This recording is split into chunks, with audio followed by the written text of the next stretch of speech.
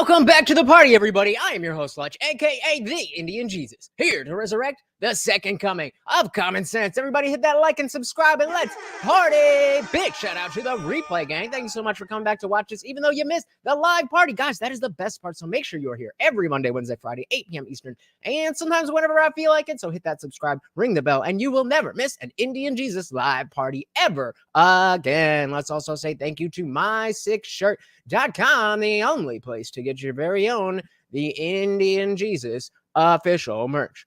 Only at mysickshirt.com. All right. What is going on? We got an interesting show for you guys today.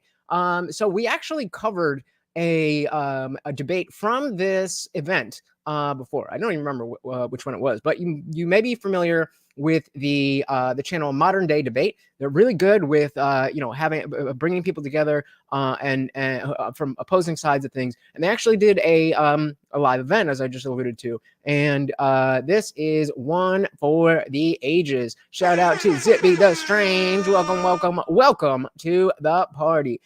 Good to see you, brother. As always, guys, if you cannot hear the video, please do let me know. The floor is all yours. 10 minutes. 5 to 10. Okay, I don't need that much time. So to me, it's pretty obvious that the left in the United States of America, in particular, is soft on crime. What are the names of the most... Going to change that camera angle? But yes, I did forget to mention that the debate is the left soft on crime? And as Zippy said, soft. Yes, very soft. And small. Yes, the R's need something for erectile dysfunction. Most recent left-wing movements when it relates to criminal justice. You have defund the police, abolish the police, which means they want to pull law enforcement off the streets. Mm-hmm. They want to redirect it to social workers, which by their own admission is a softer approach to the law enforcement approach in terms of criminality. You also have prison abolitionists. These are people who want to reduce the incarcerated population. What is the reason behind that? Because they believe it's too punitive against the people who commit crimes in our society. So that's really, I think, going to be the main framing of this debate is, the left often talks about how terrible the police are, and I don't necessarily disagree in every way, but certainly I am not a defund the police person. So I think it's going to be up to Cypher here. Not familiar with this guy, but you guys are probably familiar with Actual Justice Warrior. I think it's going to be up to this Cypher guy to explain what exactly is softer or better policing that's not soft on crime. I think that's going to be the whole thing. In terms of punishment, most left-wingers in the United States of America are against the death penalty. Now, you can agree or disagree with the death penalty all you want, but I think we can all understand that the death penalty is the harsher position in terms of criminality. So in a bunch of different regards, the left in the United States of America is clearly and obviously softer on criminal justice related issues in terms of what their ideal prison population or prison setup would be like if you're not even in the abolitionist camp.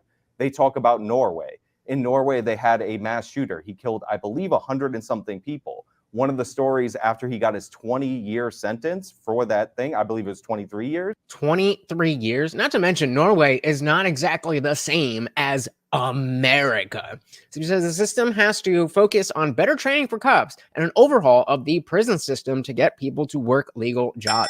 Yes, absolutely. I think that is you bring up a good point about the prison system, and I think they're going to talk a lot about just the judicial system in general. But yeah, it as much as we need to make sure we are addressing crime the way that it needs to be addressed, we also have to realize that do the systems that are meant to do that, are they working? Was that he was upset in a Norwegian prison. Why? Not because they were putting him in isolation or anything they would do in the United States of America. It's because his PlayStation 2 games were very outdated that he was playing while being incarcerated. Prison problems, right? Prison problems. This guy was not your normal shooter. He was a terrorist. He had political motivations. And this is the model that we're told to look towards as the model for the United States of America for the future, where your top sentence would be something like 23 years maximum for a crime. So in all these different ways and all these different respects, I think the left is softer on crime, and I don't even think that they're in denial about this. So as far as this premise goes, agreed, it's not even really a question unless it's rhetorical. You got it. Thank you very much for that opening, Sean. We'll kick it over to Cypher for his opening as well. Thanks for being with us. All right, Cypher. Let's see what you got, Cypher. All yours. Thank you, James. So first, let me start off by thanking James or in Modern Day Debates for putting this panel together. The conversations and debates hosted by you and your team are important to the public discourse. Also, I know how much work that it does take to take this kind of convention on. So I'm sure that the audience here and myself are appreciative of that. But let's go ahead and get started. Yeah, let's, instead of, just kissing ass before you even get to the point that you're making. Shout out to Soil to Soul. Welcome to the party. I don't know how long I can watch Family in Town. That is totally cool. Very, very glad you are here. Welcome to the party. In order to answer the question, is the left soft on crime, we must first define what is the left and what does it mean to be tough on crime. First, when I say the left here, I am talking about the broad spectrum of American politics that encompasses liberals, Democrats, progressives, and those that are further to the left than them. The right will be conservatives of all stripes, traditionalists, Republicans, and those further to right as well. If my discussion with conservatives online is any indication of this, I think most would agree with me. Already, I am seeing that once he stops reading off, a pre-scripted thing, I don't know how well this is going to go for him. I'm sure that most Democrats and liberals would as well, if not all of them. Next, what does it mean to be tough on crime? For the sake of this argument, I believe we should focus at or look at what is the best ways to punish criminals, reform criminals, and bring justice to victims, and prevent crime from happening in the first place. And that goes to our running poll right now. Replay gang, let me know in the comments. Do Republicans do better at stopping crime? Not addressing crime, but preventing crimes from happening. The answers are yes, no, or Republicans and Democrats suck equally. Let me know in the comments below. Conservatives tend to focus on zero tolerance practices, such as the police going after the lowest levels of crime with more of a focus, lowest levels of crime to get people off the streets, tough prison sentences, even for minor offenses, with more of a focus on incapacitation rather than reformation. What was that last one there? Basically, throw the book at them and to get them released off the streets. Within criminal justice circles, this approach is most often referred to as broken window policing, which seeks to prevent crime by eliminating disorder to go after the lowest levels of crimes with the hopes of actually deterring the highest levels of crimes, even murder and rape. And again, I mean, sounds good to me. And in the 90s, Rudy Giuliani was its patron saint. But we must ask ourselves, does this approach actually work at reducing and preventing crime? The answer is, it is complicated, with much of the data being actually mixed. Cities that did not implement this approach saw as much reduction in crime as those that did. Many people believe that tough sentencing guidelines deter crime, but in actuality, it has virtually no impact because criminals, for the most part, believe they will not get caught and therefore not get punished. That is a ridiculous statement that there's no deterrence factor to any laws. Yes, obviously the people who decide to break that law, we're going to do it anyway. But I was just talking to Dr. Evil Genius about this last night. And I brought this, I don't remember exactly the context, but I was bringing up the, we're talking about laws and incentives and stuff, and talking about, my American identity thing. If we, obviously we can't have a perfect utopia. Oh, obviously there's going to be bad people. There's going to be people who break the law. But if you have a law that says you're going to get punished for doing this, then the number of people who choose to break the law and do that is going to be less. That's the deterrent factor. It's not going to necessarily stop people from ever doing it in the first place. But the people who are, have an incentive not to do so because of the punishment, that's people not murdered. So he says, wasn't there the Reaper that made crack many times the punishment of stuff like coke? Yeah, more criminals don't care and go to prison for street cred and criminal EDU. That's for sure. But yeah, so that's definitely a big talking point that I expect Cypher to touch on. That the punishments for crack are much harsher than for coke. When we see that overwhelmingly is the right word, but it's definitely white people who use cocaine more and black people who use crack more. So I hope they get into that. More police on the streets seem to actually reduce violent crime, but at the expense of trust on society, and with police, and especially with policing focused on zero tolerance policies and broken window policing. Additionally, felons find it hard. Oh, sorry, I missed my place. Sorry. Come on, bro. Then there is a level of talk about struggle streaming punishment, not allowing for redemption or rehabilitation in numerous conservative states like Florida. Once a person is released from prison, they are required to make restitution payments. Failure to make these payments is often a violation of parole and will land the person back in prison. Additionally, felons find it hard to find employment after being released.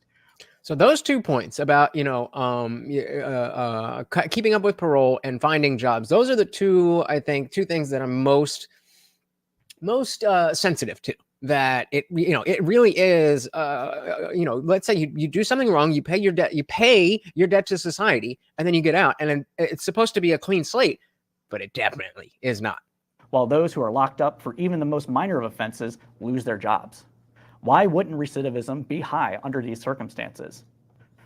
One of the co-authors of Broken Window Policing, George Kelling, said that he didn't expect it to be used in the way that it was and would not have recommended policies such as stop and frisks. In an interview with Fricks, stop and frisks. Shout out to Indy Bill. Welcome to the party, brother. Said, I bet if murder was legal, then people would be nicer to each other and they would take a lot more care in choosing their spouses. Hot take. Murder was legal. I mean, yeah, I think that's true. I do think that we would just have a lot more innocent people murdered, but yeah, agreed. With Hidden Brain in 2016. Going all the way back to 1982, Kelling and Wilson stated, quote, "How do we ensure that the police do not become the agents of neighborhood bigotry? We can offer no wholly satisfactory answer to this important question. Furthermore, the authors use this metaphor not as just an approach to policing itself, but to society broadly. It wasn't just criminal disorder that was the problem, but social disorder broadly." Let's stop right there and give a shout out to Soul the Soul. So this is family stuff I wish I didn't have to deal with. Instead of a happy time, one was in the ICU, and I'm the one who has the house everyone stays at. She's better now, though, so that is good. Indeed, it is. Dilly to whoever was in trouble, and glad they are okay. Aww. Your grandniece at 14 months. That's adorable. That's adorable. Well, as long as you're here, I am very much appreciative. This brings us to the theories of preventing crime and what is effective. Broadly, there are two primary elements criminologists look at with preventing crime. First is deterrence. Where would be criminals are deterred from committing crime in the first place due to consequences of committing said crimes. This can be the belief that they'll be caught, ostracized from society, or face severe legal punishments. Secondly, is the wait. How are you just going to say that when the thing you said right before that was that there's no deterrent, and then you talk about the deterrent? What? Belief that society is just, whether the laws are executed justly, the laws themselves are just, and whether or not economic opportunity broadly is shared. Make no mistake, it is the level of societal fairness itself, not just whether or not there is equality under the law, that this pertains to. Think about it. If laws are not enforced fairly, then justice is not administered fairly, and social trust in society breaks down. What happens when social trust is low? People become selfish. Because if everyone is not... Like, at least read, if you're going to read off a thing, at least practice it and read it one time before you're sitting on a stage in front of a bunch of people. Not following the rules, then why should any individual? If people at the top are scamming for money, participating in economic rent seeking to get ahead, exploiting people below them, etc., then why not break rules, norms, and laws? Why would you not do that to get yourself ahead if everyone else is doing it? Why not do some crime? And we have why not do some crime? The message of the left. To back this up. Periods of low social trust correspond to increases in crime, as numerous studies have shown, going back to at least 2008 with Pew Research and going further back with Robert Putnam's Bowling Alone. See, again, and stuff like that. You're citing studies and books. What is it in that you're quoting? You can't just say a name and be like, oh, well, I said some stuff and then I said a name after it, so that means it's right. What other sorts of things create the conditions for crime? Are there other social and environmental factors that contribute to a crime that we can implement policy to address?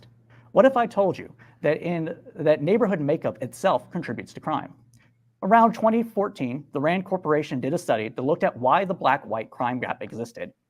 And yeah, so I was saying before that once he gets past his opening statement that he's reading not very well, and he's actually talking to Sean, actual justice warrior on the other side, he's going to be in trouble. He's going to be in trouble. When controlling for purely economic stances, such as income inequality and wealth inequality, they found that crime dropped substantially, the gap between crime, but about 40% of it remained. And then? But what explains the remaining gap? Neighborhood makeup, the number of single-parent households, the concentration of poverty, access to quality education and mentorship networks, and lack of support networks, among other things, within a neighborhood itself. The concentration of poverty within a neighborhood is a policy choice. Zoning laws, investment into low-income housing, being concentrated in specific parts of town, redlining all contributed to this concentration of poverty.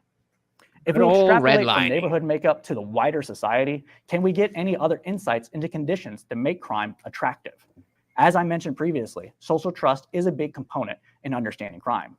One of the things that increases social trust in society is economic fairness, which is often measured by the Gini index. The Gini index is a measure of wealth inequality. God, what is your point, bro? Societies that have a low Gini number are often those with the highest levels of trust, lowest levels of general inequality, and the lowest levels of crime. I feel like it's just saying the same three things, that when people follow the law, it's good. When people don't follow the law, it's not good. When people follow the law, it's good. When people don't follow the law, it's not good. Lastly, another aspect that contributes to trust in society is trust in institutions themselves. A lack of institutional trust breaks social trust broadly. Very true. Institutional trust is engendered by enforcing laws equally, going after crime broadly, and by institutions having a positive impact on its. Yeah, exactly. The economic fairness, does that mean equality or does that mean equity? It really depends on what your definition of that is. And I'm going to guess that he means the latter. Institutional trust is engendered by enforcing laws equally, going after crime broadly, and by institutions having a positive impact on its members' lives. This means going after tax cheats, white-collar criminals, politicians who break the law, people who scam the government, and others out of money, stock market manipulators, crypto scams, etc. I'm down with it all also that. means providing people the means to help themselves through investments into social capital, such as education and healthcare, creating a tax code that is equitable and fair, enforcing regulations that protect people. Shout out to Mike W. Welcome to the party. I promise it gets better after he's done reading this on his last point. But welcome to the party, etc. You're gonna make it exciting. Now, I don't know about no matter what, but when I think about the side of the political spectrum that is focused on notions of fairness, justice, equality, etc., do not think about the right. I think about the left. The left has tested and proven policy positions to tackle each of these aspects that increases social trust and decreases social disorder, therefore increases or decreases crime. It is for yikes, bro, yikes. Shout out to Dietrich. Welcome to the party. So the way he bounces on his words like a 12-year-old girl who wrecked another girl bullying her, yet can't remember, let alone read his own copy-paste document from every SJW website he subs to. Pathetic. I think that's an early comment of the night. Coming in hot with the comment of the night. Welcome to the party. So he said social capitalism? Socialism? That's what it sounds like. For these reasons, that I not only believe that the left is not soft on crime, but is in fact tough on crime. With that, I conclude my opening statement. Thank you very much for that opening statement. We're going to kick it into open discussion. Excited that both of you guys are so well read. The floor is all yours. Okay, so it's interesting that you bring up redlining as one of the things that is a contributing factor to crime.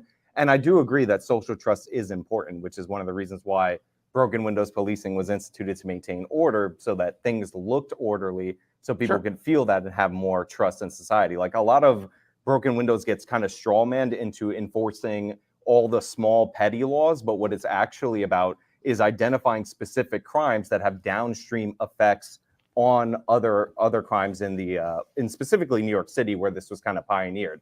Right. So the idea behind broken windows or getting the little stuff is not to just have a zero tolerance. It's that the people who do the bigger crimes are also going to do the smaller crimes. So if we can catch them while they're doing the smaller crimes, then they won't get a chance to do the bigger crimes. So William Bratton was the head of the MTA police, and he started enforcing fare evasion. And the theory behind enforcing fare evasion wasn't to just go after people who couldn't afford to Actual justice warrior Sean Fitzgerald in the building. pay the subway. It was this idea that, there's a lot of thefts and other problems in the city of New York, like in the interior of the city. And possibly the people who are committing these crimes are also not paying for the subway, which kind of makes sense. If you're willing to stick somebody up for their wallet, you're probably not going to be too worried about jumping the turnstile. Right. So when this was enforced, they started arresting people. They would run them for warrants. And because it was a paperworking nightmare, they actually brought the mechanisms to run their warrants into the subway. And they found that and this is in the 80s, I believe 1984 is when this was first instituted. They found that 1 out of every 7 people that they stopped had a felony warrant. So this was not only orderly because it ended up getting people to pay for the subway and made that the norm, but it also produced results in getting people off the street. Now, back to the redlining point of view. So before he moves on from that, that's exactly, what we were just talking about. What I was just saying is that the people who are going to do the bigger crimes are going to do the smaller crimes. So if you go after the smaller crimes, not only do you not only do you address the smaller crimes and create a reason, an incentive, a deterrent for people to do those crimes, but then the people who are doing the bigger crimes, you can catch them earlier on, or even if it's not earlier on, it's just those same people. Zibita Strange said if education was not a joke, you'd have less crime. Domino effects. Definitely. I mean, there's what doesn't feed into crime? I mean, everything is every step away from the perfect life it can be folded into a conversation about crime. People do crime because they are not happy, because they are not fulfilled, because they are not intelligent, because they are not skilled, because they're not whatever it is. It's the thing that fills in the gap in what they should have. Mike said it's like painting over graffiti. If you let it go, it just gets worse. Bingo. Yeah, that you see that all the time. And I mean, they call it broken windows policing because of the idea of a building with a broken window. If you leave it there long enough, eventually all the other windows will be broken as well, because people see that and they say, okay, well, this must be, a crappy building. And what better building to break windows than one that already has it? And so, like Mike is saying, same with graffiti. If you let it go, it just gets worse. It's an interesting theory that redlining, because it is an unfair practice, contributed to the increase in crime when redlining came into effect in 1934 and ended in 1968. Throughout that period of time, up until about 1962, 1963, crime was actually dropping in the United States of America. However, post the repeal period, from 68 onward, we saw one of the greatest spikes in crime in American history, actually the greatest spike, and it was prolonged, and it was a disaster. And it's what ultimately ended up leading to the 94 crime bill that... Wow. So if we, taking that at face value, again, I'm just reacting to the conversation, but taking that at face value, that while redlining was in effect, crime was going down. And as soon as redlining stopped, crime started going up. I don't know what that means. Correlation is not causation, but certainly that should be looked at. Certainly there should be, if you're going to bring that up as a reason why we need to, continue going down these left-wing policy avenues, you should definitely have something to respond to that. Joe Biden gets a lot of heat for. Well, post that crime bill, we saw a great drop in crime. So I actually think the data, even some of the examples that you brought up, specifically align with my premises instead of yours, because your correlations with this policy affected people in this way don't line up. Like, why would a policy be more detrimental in terms of criminality after it's repealed than when it was instituted? And if tough on crime didn't work, why did we see it's, and you could say it's a correlation, but why did we see the most significant prolonged drop in crime in American history post the passing of all these different pieces of tough on crime legislation? So like I said, he's already jumping in. So it seems like he has thought about this before, which is a good thing, but that's a really hard thing to answer from based on your opening statement. Let's see. So there's a number of ways that we can look at this. So with redlining specifically, the reason why I bring up redlining as concentrating poverty is because if you overlay a poverty map with a red line map, you have a lot of overlap with how much poverty is concentrated in an area and the areas that were once redlined. People that had the resources to leave those neighborhoods once redlining practices were ended were able to leave those neighborhoods, concentrating more poverty within them. Not only that, I brought up the concentration of low-income housing. Low-income housing during the 30s all the way to about 1970-ish or so, around there, don't quote me on the years, was concentrated in projects. So giant apartment buildings where people of low means or no means were kind of sequestered, more or less. This kind of creates a ghettoization effect. If you go back to 1980. Right, but, and I'm not saying that project housing is great or anything, but that is government tax spending for people who otherwise wouldn't have a home at all, right? So unless I'm very confused at what Section 8 housing is, we at least need to address the fact that these are people, yes, they're in bad areas, but they would be on the street if they weren't in these projects. 80s, when other psychologists and sociologists were looking at this, there's a great HBO document or TV drama documentary series called Show Me a Hero, where I don't remember the sociologist's name specifically, but he said we have to break up these highly concentrated areas of poverty and get these people integrated into more affluent communities, because then they'll be running into people that are more wealthy, have better social skills, etc., and those people will be brought up in order to prevent crime from happening, because they would just see better examples. They would have more. They'd have a better support network, etc. And again, I'm not saying that it's, you know, project housing is good, but exactly, it's better than no housing. And so in this context of, you know, talking about crime, then it seems to me that the project housing is a good thing, because people if we're saying people in the system or the situation that's a little bit lesser, that's project housing, are more likely to do crime, then people below that with no housing would be even more likely to do crime. The show didn't go as well as we would hope it went, because, you know, of course, the 80s, everybody's like, don't bring the poverty here, don't bring the crime. We don't like those people. NIMBY. Because it was the 80s, right?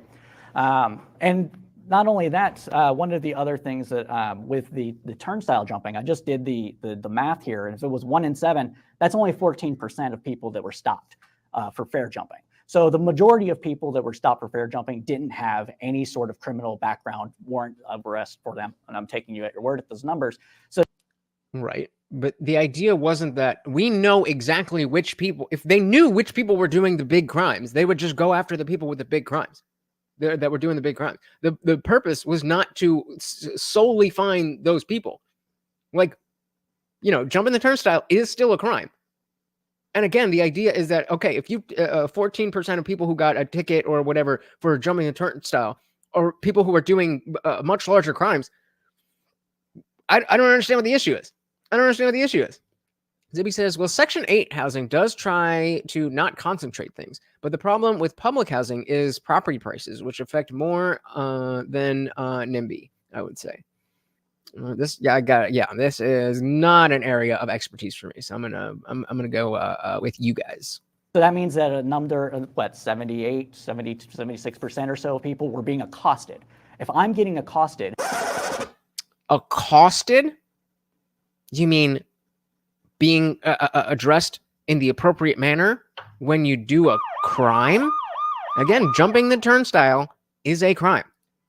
For minor infractions, if I'm getting told because some Karen is like calling the cops because I'm loitering and I'm a teenager, what is that going to do to my view of society broadly? I can't just live. So then you have an issue with the laws. not with the laws themselves and the ideas around loitering, that somebody should be able to have a storefront where there's not a bunch of kids, not a bunch of drug dealers, not a bunch of whatever. That's what the purpose of the no loitering is. You have to say that that's wrong, and we have to get rid of loitering laws. And if that's your position, I mean, sure, that's your position, but that's kind of soft on crime, I would say. What will that do to my mentality? Well, I mean, first of all, you could pay for the subway, and 1 out of 7. With what money? One out of With what money? If we're talking about New York City and you don't have money, then fucking walk. It's a walking city. Dietrich says gateway crimes like drugs offer a minute amount of consequences, thus increase the amount of lure by measuring the gain over loss. However, statistics base the rule on the collective removing to be continued.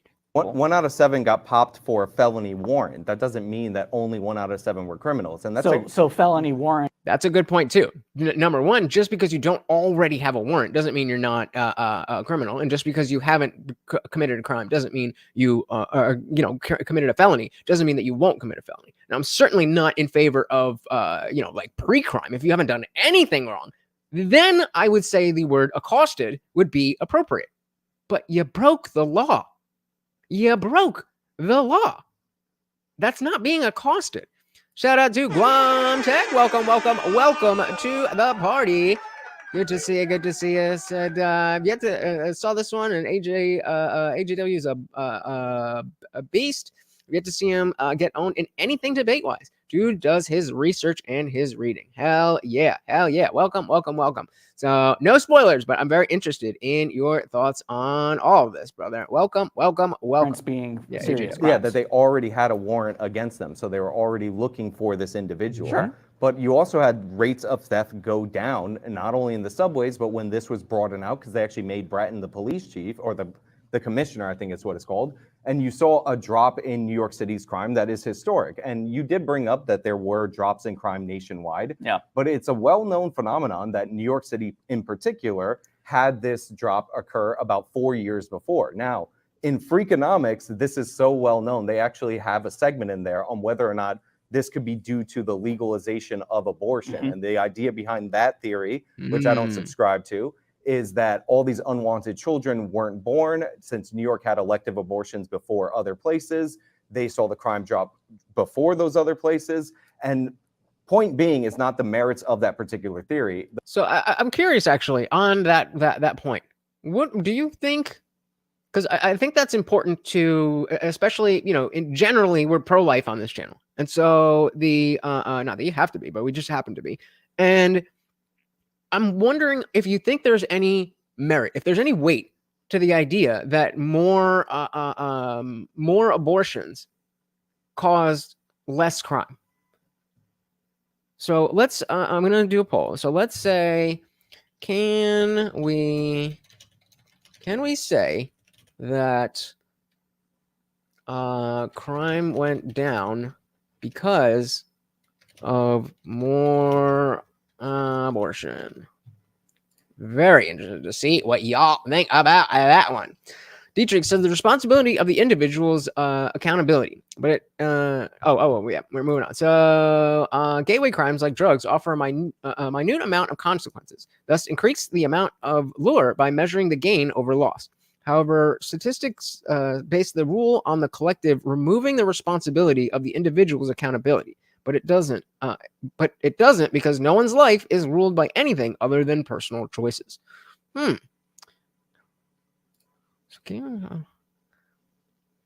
Thus, increase the amount of lure by measuring the gain over losses.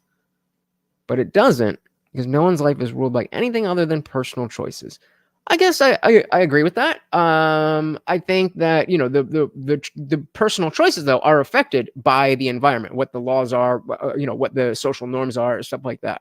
So I think I get what you're saying, but I'm not. Unless I'm misunderstanding, I think we're like 90% in agreement and 10% not. As we said, also New York had fewer gun laws then. I am pro fewer rules for government. Abortion laws makes it easier to make more bad law. Just say no to more law. Fair enough. Fair enough. Shout out to David. Welcome to the party. So I have a hard time believing that making women and families have more babies they can't afford could possibly decrease crime rates. Nobody's saying that it decreased crime rates. I'm asking whether you believe it was a significant factor in the increase of rates. Certainly, nobody's going to. I mean, nobody intelligent is going to say, "Well, with more abortion, with less abortion, then we had more crime," or you know what I mean. But yeah, that's not at all the claim that I'm making. Guamtech said, a part of me wants to agree, but it seems like it would be hard to track those numbers. Well, this is just, theoretically, what do you think? Obviously, we don't have the numbers on this because abortion is what it is, and we're not in 1994. And it would be hard to track those numbers. However, less lives being raised in bad neighborhoods that push crime more seems like it would have that outcome. Yeah, it does. It does. And that doesn't have to mean that that's a good thing. We can still say that it's worse to kill people who would do crimes than to have those crimes. We can still say that. And so just because you agree with the question that, or just because you say yes to the question, can we say that crime went down because of more abortion?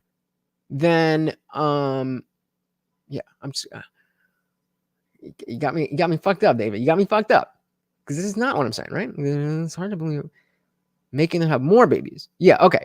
So I'm not claiming that. I just wanted to double check. I thought it was doubling back. But yeah, so there's a slight difference between crime going down because of more abortion and decreasing crime rates because of more babies. Two slightly different things. To be said, I'd say yes, it's simple numbers. Fewer kids raised in broken homes would reduce criminal populations, would also reduce any positive effects of population growth. Okay, that makes sense. There you go.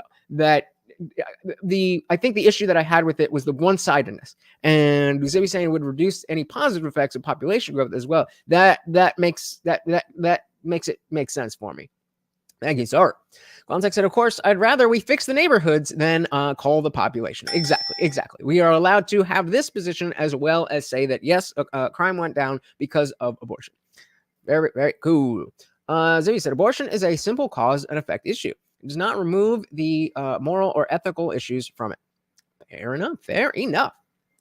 For those other places, and point being is not the merits of that particular theory. The point being is that we know it happened in New York City prior to the nationwide drop, or at least the decline started prior to that. And that is possibly, in my opinion, and might sound crazy, due to the fact that they started enforcing some of these policies, some of this data-driven policing, like the CompStat program, which maps crime geographically and targets officers to those places.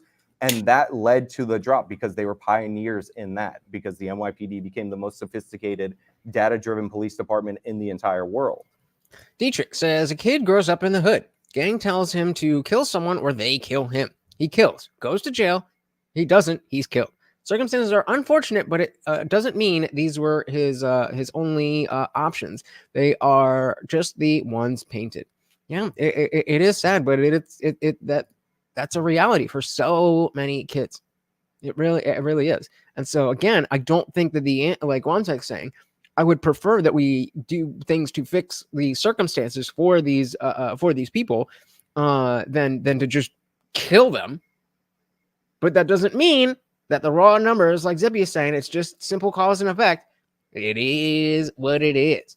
So Soul said, agree to fix the neighborhoods, though. Requires agree. To fix the neighborhoods, though, requires fixing the family culture first, I would think. I would agree. I had a phone call just jumping back in. You are good. Great point. I completely agree that the nuclear family, again, is at the core of so many good things. So much of what we want to see in society is based in the nuclear family.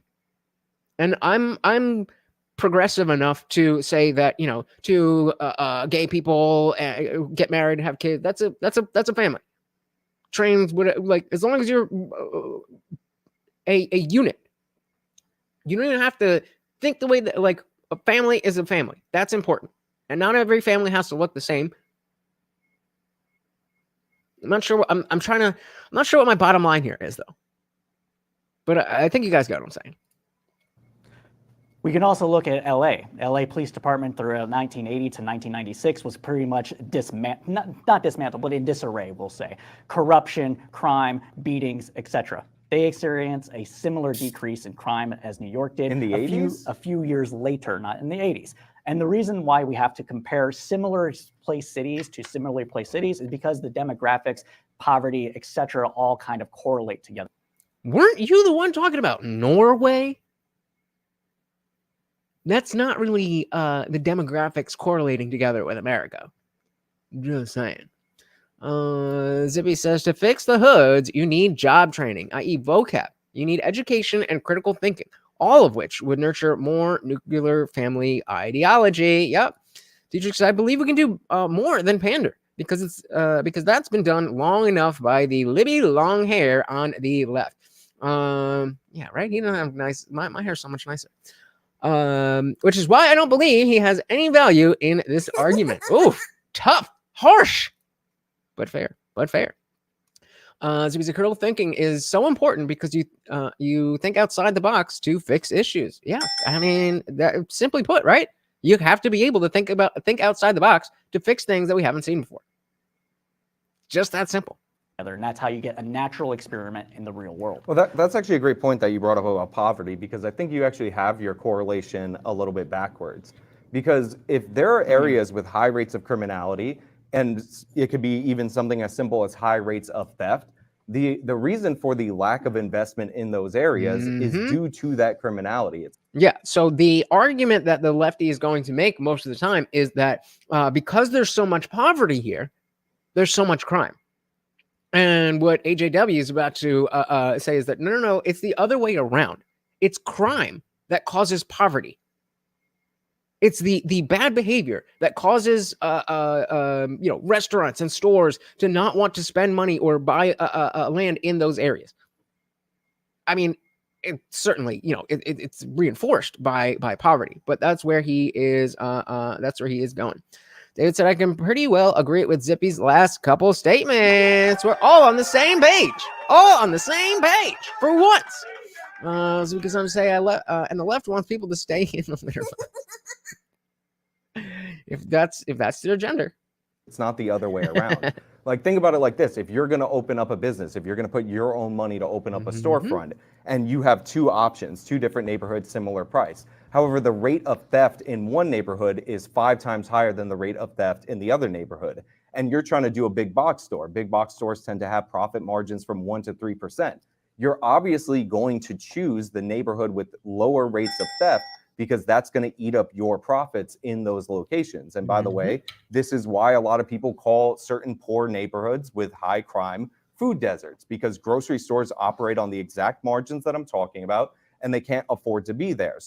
And I mean, this is not directly related, but it is tangentially related. The shoplifting flash mobs that we see, that is not caused by poverty. Those are bad policies. And the crime then creates more poverty because closers are shutting down. Companies have to fold that into their books and all that stuff. David said, I think you can say both feed into one another, investment and poverty. Absolutely. Yep. Yeah, I definitely agree. But I will say that the first mover is, at least in most cases, I don't know about every single neighborhood in the country, but in most cases, it is the crime that drives the poverty initially, and then poverty drives more crime. But it's the criminal activity that drives the initial poverty, or prevents the flourishing of an otherwise progressing community. The said the nuclear family can be easily be a diverse thing, as in you have two parental figures that are different enough to show a wide range of skill and emotion to teach the kids a solid foundation. But the left no likey. You just said you're just gorgeous, Lutch. Thank you very much. The bottom half of this libtard's hair has interacted with a brush less than he has than he has with the people he pretends to care and virtue for, which is hard to believe. Oh my God, going hard. Oh, Morty popped up. Let me give him a little something, something. A little something, something, just for you. That one's for me. Good one. Yeah. But see what Dietrich is doing? You know, he's splitting them up. Just say 1 and 2, and we'll get to it. It's all good. We chilling. So what ends up happening is that the crime is actually driving the poverty, not the other way around. And one of the greatest anti-poverty programs that, since this is something that you could care about, it would be to reduce criminality in those specific areas. Because again, just think about your own money, how you would spend it, how you would invest it. It's clearly and obviously riskier there. On top of that, if you open up a business in one of these areas with higher rates of theft or violent crime, you have to carry higher insurance premiums. It's the same as like if you were driving a car and you have an accident history, or like an area, you know, certain states have actually higher insurance premiums than other states due to higher rates of accidents. So all of these things play a role in keeping those areas in poverty. And the best way to address that would be to go after the criminals, the small percentage of people in those areas, in order to make the neighborhood better overall. Because the people being victimized, by the way, are in those very neighborhoods. So not only do I think the left is, do I believe that the left is softer on crime, but I actually believe their misplaced compassion for these areas ends up hurting the very same poor people that they're trying to help. Yo, and shout out to Thomas Sowell. I mean, goddamn, the man is like rolling 20s all goddamn day for what, 70 years? As we said, I see it. The lack of solid education leads to crime and more poverty, which is creating more crime and more poverty. Bingo! Yep, exactly. But I don't want to make this a debate about capitalism or economics or anything like that. I want to focus primarily on crime. But to Sean's point, since he brought up the existence of food deserts, we have to actually look at where the grocery stores in question are placed, and how that economics of the distance between population centers actually plays into that. Distribution hubs, etc. We can't just look at it to be just crime. With that said, I don't disagree that there is a vicious cycle here. Poverty creates crime, crime creates more poverty, etc. And it's a vicious cycle. So I'm just laughing because there's what show is it? Shit, I can't. But I don't know. There's some sitcom where the guy thinks that it's not a vicious cycle, but he thinks it's a fish's cycle. I don't know. But so yeah, it seems like everybody is in agreement that there is a cycle that feeds into itself. The question is, number one, what do we do about it? And in order to understand what we should do about it, we have to track back what's the first mover. To be said, if I was government, I would build grocery stores in the food deserts and make them like Emma-buys and meat. I have no idea what that is, bro. We have to tackle both. The whole premise of this debate is whether or not there is a better way, or if there is a good way to tackle crime itself, and whether or not it is tough on crime policies or other policies that the left would take on it. And actually, this debate is the left soft on crime, but go on. That's why I have the positions I have. I believe that the positions of tackling poverty, tackling mental health, tackling economic fairness, enforcing rules against people that are above us, that are breaking those rules, also impact all of these things as well. Yeah, I don't think anybody disagrees that if you're, you know, a white-collar criminal, that you shouldn't be prosecuted. If you steal a bunch of money from your clients or whatever, you misappropriate it into your own personal account, or you invested in some project that you believe in without disclosing them, especially if you have like a fiduciary responsibility to them, that you should be prosecuted. Like if you break the law, even at the white collar level, you should be prosecuted. However, what I would disagree with is this idea that we have like more rapes in like South Central Chicago because some executive is misappropriating funds, that there's more murders. I mean, you can't do it. That's a great point. So, okay, we're talking about embassies. So if I was government, I would build grocery stores in food deserts and make them like embassies with armed guards.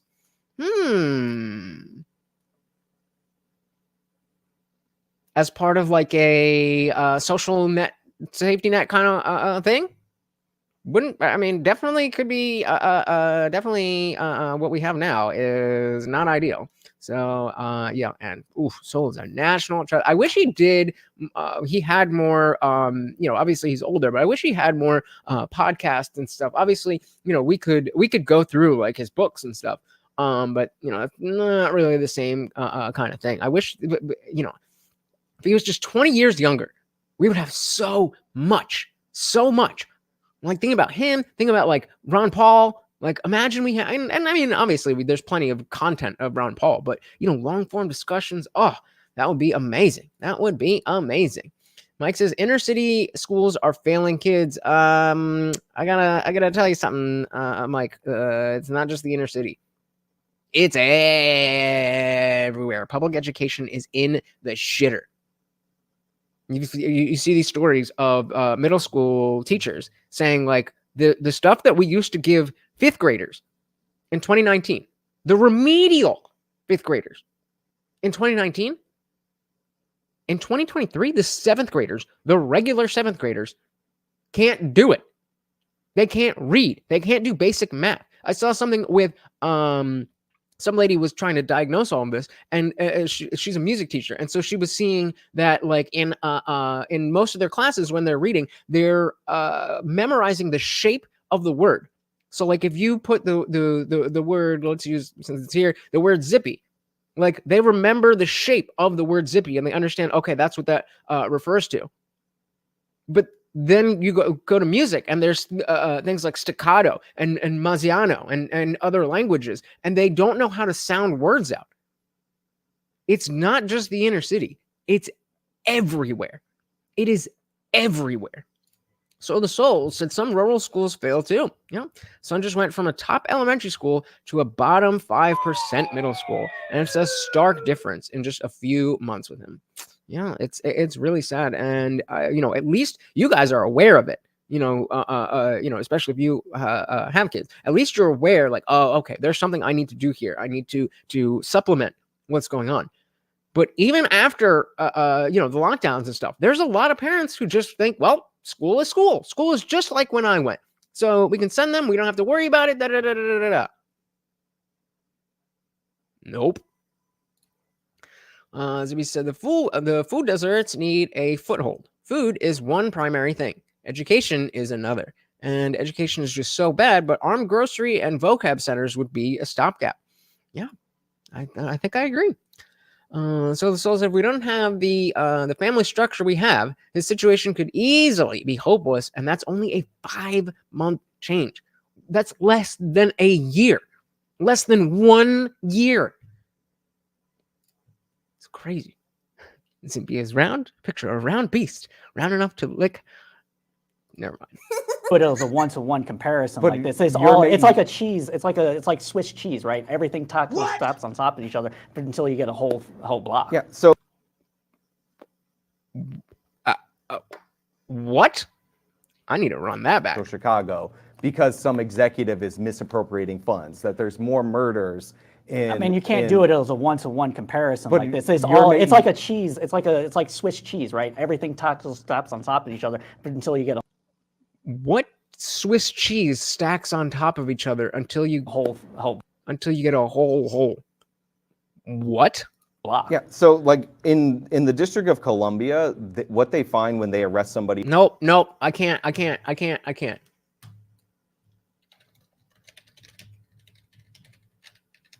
There's no way that is how this works. There is no way. I'm gonna feel stupid, but what happened to my... Almost said a thing. You ain't getting me, YouTube. You ain't getting me, baby. All right, let's see.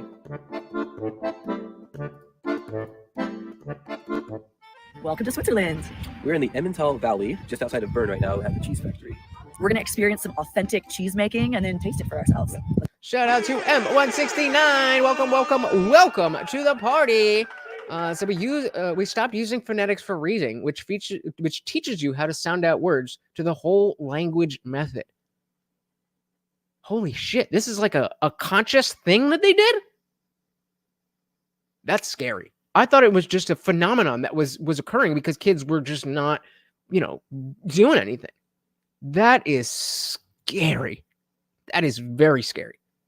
Jesus. Welcome to the party.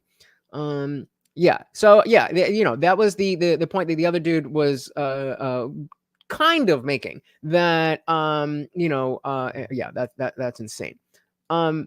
That society would be better off if we have a just system where we're going after white collar crimes the same way we're going after low level crimes. And the reality is that that's why he said that, is that people aren't getting murdered, people aren't getting RPA'd with white collar crimes. That doesn't mean that it's okay, but it's very, very, very different. Yeah, I knew it was bad. I didn't know it was that bad. God damn. I don't even care about the Swiss cheese anymore. Let's just take a little detour through here.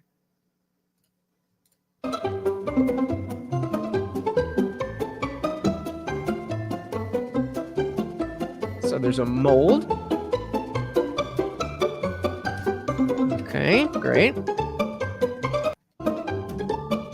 Compress, aging, eat. At no point are we putting a bunch of things with holes together until they make a whole block of cheese. So, what are you saying, bro? Well, let's one more time, just to make sure I'm not insane.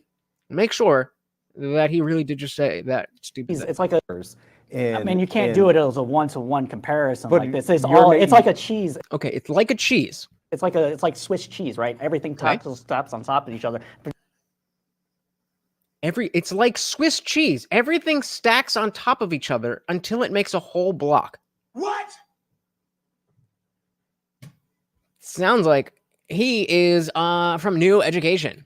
Soul the Soul said, yes, I had phonetics in school. Neither of my boys did. Thank goodness they got my natural knack for reading and writing. That I am like flabbergasted that they were just like, oh yeah, we can't teach kids to read anymore. That's insane to me. That's what I'm speechless. What are they expecting these kids to do? At what point? What? So they're just supposed to memorize the entire dictionary in terms of each word by its shape?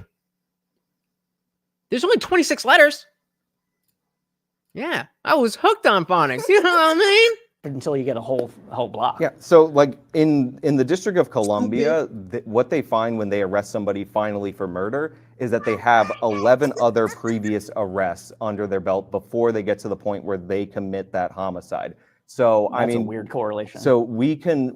Well, it's because people don't typically start at murder. Well, no, I mean, I'm saying that how are we going to know which 11 of those crimes would we don't. But that doesn't matter, because all 11 of them are already crimes. If we're going after random people, then you have a point. But these people have already broken a law. My point is that DC also instituted a bunch of criminal justice reforms that I think have backfired. And I think it's way more efficient to hold somebody, I don't know, maybe call me crazy, after they committed crime number 7 in jail, prosecute that seriously. Sure, but that's not necessarily. Yeah, sure, but I mean, like, what about the 9th? What about the 9th crime? Really tough on crime stance. That's just common sense. If we're having a tough on crime stance, maybe we can say that this is generally in the 90s where you had a 3-strike rule, but the 3rd strike could be something as simple as taking a water bottle from a refrigerator and walking out the store. So yeah, don't do that. I don't understand what the argument is. I do not understand what the argument is. It's like if you do 3 crimes and your 3rd crime, it doesn't even have to be a bad crime and it's still a crime. Yeah, that's what crime is. I don't think anybody in this room would think that a person that did that as their 3rd crime should serve 20 years in prison. I do, because clearly the first 2 were felonies. And I'm pretty certain that stealing a water bottle is not a felony. I don't think these go for misdemeanors. These are 3 felonies. If you have 2 felonies on your record and you can't not steal a bottle of water, then yes, you do not deserve to be part of this American society. Sorry, Well, typically a third strike rule would be on a felony conviction for the third strike. That's how That's how it Californians is work. now, but not in the 90s. But that's when and these that policies wasn't, were instituted. and that wasn't just. And when we're talking about tough on crime policies, they said any crime, any kind of crime that you would do in this situation should result in the third strike. So don't do crime. Yeah, right. And I believe it's an enzymatic process that naturally creates the holes in the Swiss cheese. Can't imagine thinking they stack it like that. Of course not. Of course not. But hey, he's on the left and he said it, so now it's true. I could be wrong. I'm pretty sure about this. I could be That's something you'll never hear from somebody on the left. wrong, but I'm pretty sure California is 3 different felonies. And even then, it wasn't even, it's life, but life is defined as 25 to life in terms of that particular law. But I think you would agree that if a person is doing something as petty as taking a water bottle, they shouldn't serve 20 years. Okay, Yes, I agree with that statement. I don't know what the fuck that has to do with being soft or tough on crime. But sure, I will grant you that 20 years in prison is not a good punishment for stealing a bottle of water. Yeah. Good job. So he says, since felonies are given out like candy, and the fun thing is, they get out on parole in months sometimes. Yep. And so even more to the point of like you're trying to, this Cypher guy's trying to make it seem like a bunch of people who accidentally, they picked up a water bottle and, they were browsing around the store and they just actually accidentally walked out. Like, oh, I thought I had this water bottle from earlier. You're going to jail. Not really happening. What is happening is banding roves of what is it? Banding roves of raiders are coming through every single store and sweeping shelves into a garbage bag and walking out because that is allowed. But go on, please. Agree that if a person is doing something as petty as taking a water bottle, they shouldn't serve 20 years. Okay, yeah, so is that now being soft on crime for not having 20 years against that person? No, for a misdemeanor theft, I don't think. So then why would you say that the left is soft on crime if this is the position the left generally would take? The position that the left generally takes is that that water bottles should not, stealing water bottles should not equal 20 years in prison. Full stop. That's how you just presented that, bro. I think the left's position in general is that 3 strike laws for felonies aren't a good thing. Not if your third strike is like stealing a water bottle. But my point that I was trying to get to was, I think it's more, not only smarter and also tougher, but it's more efficient for you to go after somebody who has a prolonged criminal history rather than say, you know what, have we prosecuted enough people on Wall Street for their white collar crimes, which might lead to some kind of fairness idea in society, which might lead to that's not at all what I'm suggesting. I'm not saying that you have to go after every single white collar criminal before you can even tackle low level crime. I'm saying that if the perception of society is that the white collar criminal is not getting prosecuted at all and is taking the most advantage of society, then why? Which they are. Let's be fair. They definitely are. Would a low level criminal, why would a low level person feel that that society is fair? Just again, if the people at the top are screwing you, they wouldn't. But feeling like you're getting screwed in society is not the same thing as it's okay to do crimes. What is this argument? So said, let's decriminalize crime. And look, see, we dropped the crime rates. Meanwhile, stores close and move and poverty ensues. Yeah, good job, Democrat cities. I mean, this seems to be a very easy miss on the part of the liberals who support this stuff. Like, I'm sure the people who live in the projects are really concerned about white collar crime affecting them. Yeah, definitely. I mean, it keeps them up at night. I mean, if Wall Street, I don't even know. Why shouldn't anybody else do it? Morality is something that we can all debate, and we all probably in here agree that we should be moral people, but that's not all people operate. People are going to operate kind of on a reasonable stance of like, what is good for me? Right, but you see how he's taking this very esoteric idea of, well, society has systems, and this works in a way, and it gets people talking. No, these are the rules. If you break the rules, you get in trouble. That's it. That's it. So I get sick of hearing about fairness. Life isn't fair. Like, what the fuck do people think these days? Life is tough. Get a helmet. Exactly. Yeah. Mike said we got to stop talking about the criminals and start talking about the effect on the victims. Bingo. Hell yeah. Exactly.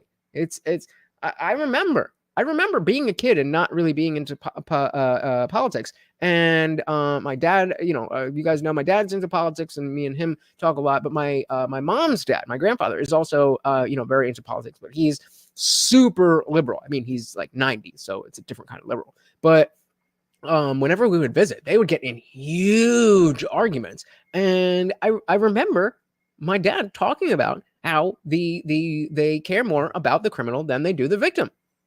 And now what? 20 years later, and it literally is that. So people do give up, but it's due to lack of education and critical thinking, not to mention the system creating better criminals after they get out of jail. Yeah. He's like, I can do better than this. I could, even when I forget words. Well, get on up there, bro. Get on up there. Hit them up. Modern day debate. They'll be happy to have you. That's what capitalism's kind of about to a degree, correct? So then, wait, what? People, but that's not all people operate. People are going to operate kind of on a reasonable stance of like, what is good for me? That's what capitalism's kind of about to a degree, correct? Sure. So then we have to look at how that impacts everybody's psychology, social going down the line. Okay, but what he doesn't seem to understand is that two thoughts can be held at the same time. You can at the same time say, I want what's best for me, and also say, what's best for me in the immediate term might not be best for me in the long term, and what is best for for society might actually be what's best for me. Is that too complicated? Too many thoughts at one time? Hey, shout out to Suzanne Mack. Welcome to the party. So just joined the poll. The only crime that went down with legal abortion was infanticide. So we were saying it was the other way around. So this lefty guy, the Cypher here on the left, was making the point that crime went down because in New York specifically, they were talking about New York, that crime went down because years before abortion had been made more available. So the would-be criminals were aborted. That was the framing of that. But I definitely agree with you on the infanticide part. Welcome to the party. We have to look at how that impacts everybody's psychology, social going down the line. Yeah, again, like this is why I think the left is in general softer on crime, because you're talking about like the perceptions of fairness that the criminal has while they're committing this crime. And I'm talking about a basic, simple thing. Like if you have a long history, I agree with you. We put you in jail for the purpose of incapacitating you so you don't repeat offend. Right. I forgot that it was the bill was that crazy. I'm talking about look no further than Darrell Brooks. 2 weeks before he drove through the Christmas parade, he ran over his girlfriend's foot. He was out on $1,000 bail. We're not talking about innocent people who have never hurt anybody. We are talking about people with felony criminal records. Yet still, you can't just admit that we need to do more. Even if it is true that it's better that 1,000, 1,000,000 guilty men go free than one innocent man suffer, we still have to have a system to prevent that from happening. That shouldn't be the goal. And with the bail reform movement that's going on right now, there are actually issues with some people on the left, broadly speaking, not being, I guess, hard enough when it comes to it. But broadly speaking, the left is not doing that. Broadly speaking, you have prosecutors, district attorneys, et cetera, that are going after homicides very harshly. For in Austin, for example, in Travis County, the prosecutor in Travis County has gotten a somewhere between 80 and 90% conviction rate for murders. I'm going to back that up, but just to tie a bow on this, Suzanne. So we were when we were discussing that, I guess I should end the poll here with 67% of you saying yes, that we can say that crime went down because of more abortion. But just to tie a bow on it, the other aspect of the the question was, well, yes, abortions are going to lead to less crime. It's also going to lead to less positive things that people can bring to the world. So I think we can say that it is true that if the guy who is going to have a terrible life and commit crimes, if he's aborted, then there's going to be less crime, without saying that it's a good thing that that person died. Mike W. said the government can't even enforce immigration laws. Yeah, that's another good point there. In Austin, for example, in Travis County, the prosecutor in Travis County has gotten a somewhere between 80 and 90% conviction rate for murders that he's brought up to prosecution, going after the gun crime, going after the hardest crimes of our society. Yeah, I'd be very curious to, like, he said that getting 90% conviction on murder. Like, do you see that as a good thing or a bad thing, and why? Because it seems like a high conviction rate on murder could go either way.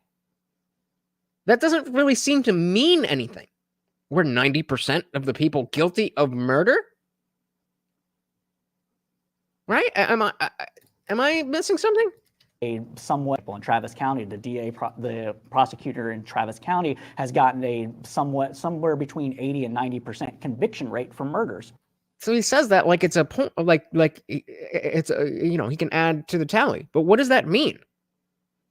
That he's brought up to prosecution, going after the gun crime, going after the hardest crimes of our society. Yeah, I mean, conviction rate is one way to measure it, but the thing is, prosecutors, if you don't know, they're not going to charge a case unless they're really certain that they can get a conviction. So that's not based on the arrests that are made and what are brought to them. And what we see by a lot of these left-wing prosecutors is the dropping of...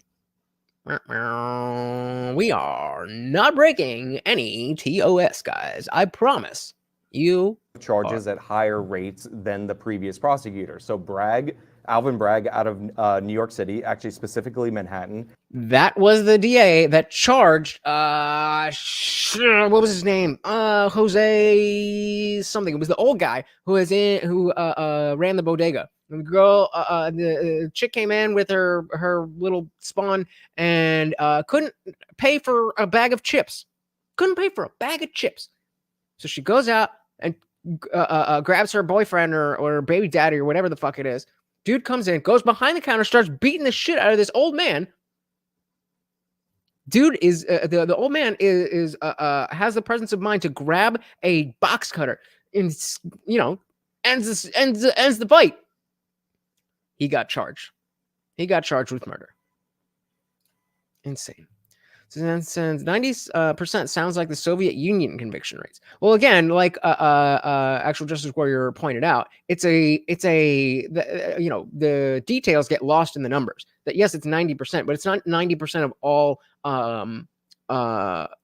all suspected murders. It's 90% of all murders that they decided they had enough evidence to go forward. If they didn't have enough evidence to go forward, then they wouldn't have brought it forward. So again, it's a meaningless stat. Mike said, I live in Austin. The biggest problem we have is a homeless population is growing and the government is doing nothing about it. Seems to be a lot of places are starting to have this type of issue.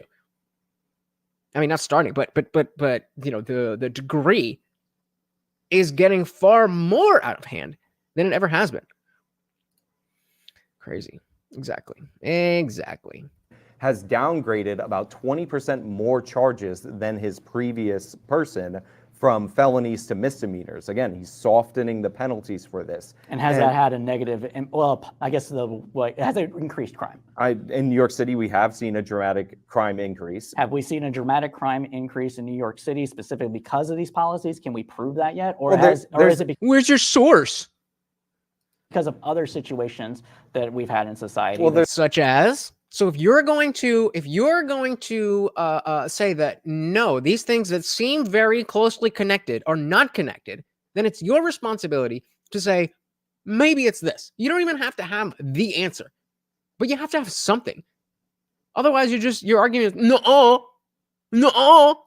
happened over the last 4 years? There's actually multiple factors in New York City that combined. And again, DA Bragg is only the district attorney for Manhattan. So like one of the things that I would examine when I'm looking at him is when his office puts out that essentially they're not going to pursue any jail, they're not going to try to jail anyone or hold them in prison in his opening memo unless they commit a homicide or an attempted homicide. You would look at the previous crimes that would get you prosecuted before, like gun crimes, and realize that even though shootings are up overall in New York City, they were actually up significantly more in Manhattan.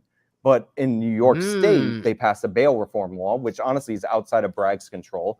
So if we missed that little part there, that was that not only is gun crime up, or not only is crime up, but gun crime specifically in Manhattan, where this DA Bragg is up even further. Like these things have effects. Like I don't know who thinks that because it sounds good in a theoretical paper that automatically means that's what we should be doing with the world. But no. Teacher said liberalism, emotions, pandering for self-preservation, malicious infliction on those who do not obey the first two. Bingo. Let's say leftism, because liberalism, technically, we should all be liberals. But I got you. Any Film said, I hope the long-haired dude, says increase in illegal immigration in New York City has made crime rates go up. I don't think he's going to. Something tells me that's a little bit of a third rail New York joke intended. And this law essentially lists a bunch of crimes that you cannot be held for at all. Like the judge has no judgment. It's not even about the money in that situation. They can't even hold you as if you're a risk, because in New York State, in our infinite wisdom, we decided that judges can't have judgment because, that would make too much sense.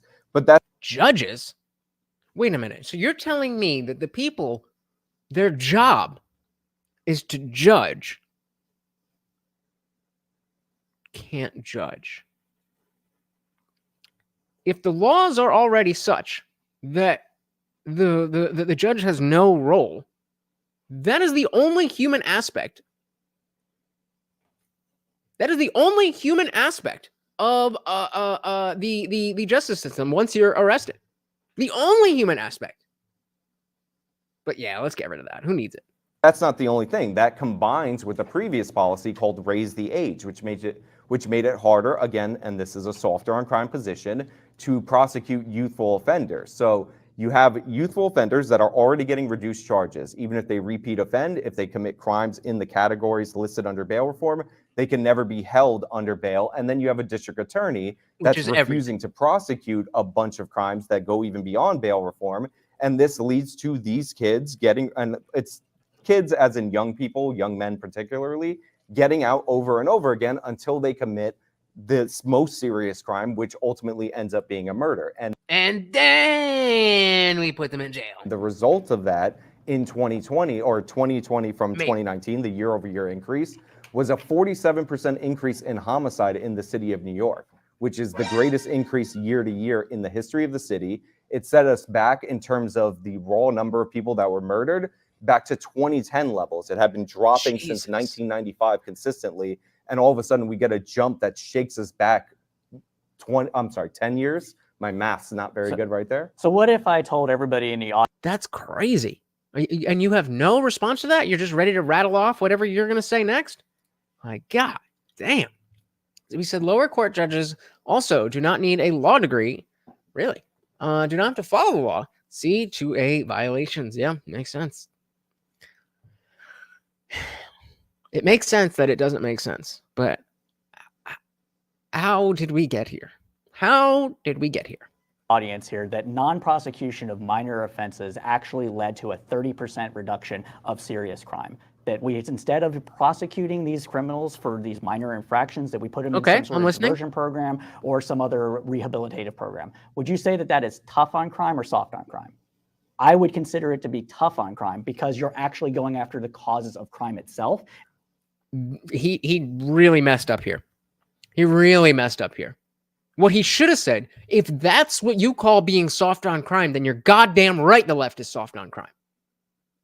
That's what he should have said by saying, no, I think this is being tough on crime.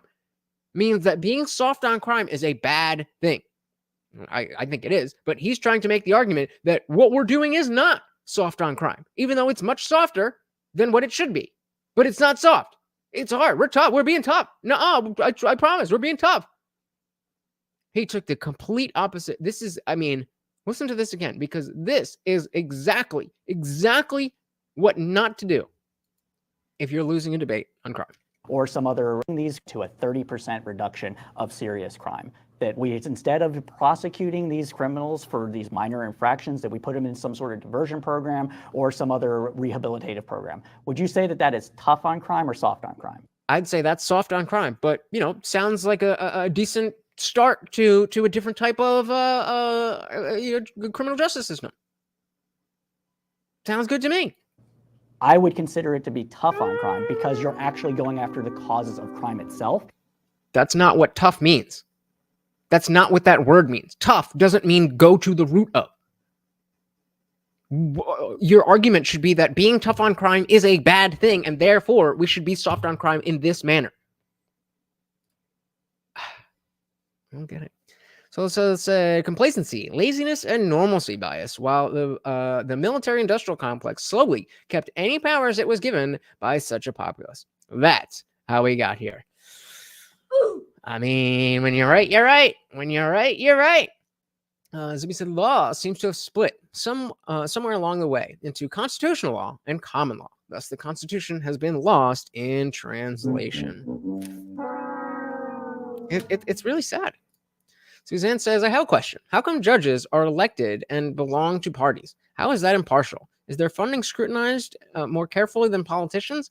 I don't know, but probably not, and that is a good question. And I don't know. I've never thought about that before, but yeah, why would they be allowed to be, especially on the Supreme Court? Now, I'm not going to say that, like, we have to find people who have no political affiliation. Obviously, that's not going to be the case. Interesting. I don't know. That's a great question. And actually doing things that actually reduce crime. And we actually see that. There is a study by Amanda Y. Ogden, Jennifer L. Dorkey, and Anna Harvey Anna Harvey in August of 2020. Oh, it's Anna Harvey. Okay, if you'd said Anna Hanvey, then I definitely would have no idea what you're talking about. But now that you clarified Anna Harvey, okay, I was completely wrong about when he needed to get away from the laptop. I assumed that if you have something that you wrote out, that you probably practiced it, and this was the best he got. But anytime he I mean, maybe he's dyslexic or something. But every time he looks at words, he just loses the ability to talk. And 169 said, if the ideas of the left worked, there'd be no recidivism. The truth is, change comes from within. People can be reformed, but they must want to change. I agree. I don't know if that necessarily is a I don't know, because if the ideas of the left work, I guess I'm just nitpicking. I'm just trying to find something, but you're right. 22, called Misdemeanor Prosecution from the Journal of Criminal Justice Quarterly. There's also the idea that the bail reform that was done specifically in New York actually hasn't done anything to increase crime. Instead, using multivariate analysis and looking at other factors such as COVID itself and the trust that COVID broke within society. The old COVID excuse. Well, whenever things don't make sense, well, of course we had COVID, which of course we did. But I think people on both sides, and it's not really a left-right thing. It's people when it's so convenient to be like, oh, this, I can't do the thing that you deserve because COVID happened. I don't know. Maybe I'm have a stick in my ass. So the Soul said, yeah, in a better world, the judges should not share their personal biases and should rule as close as possible to the bare Constitution. Now, a judge's politics is celebrated. Constitution be damned. That's a great question from Suzanne. I mean, it doesn't make any sense. It doesn't make any sense. Our judges are not they're not allowed to express political opinions, but they can be part of a political party. What? America. Okay. She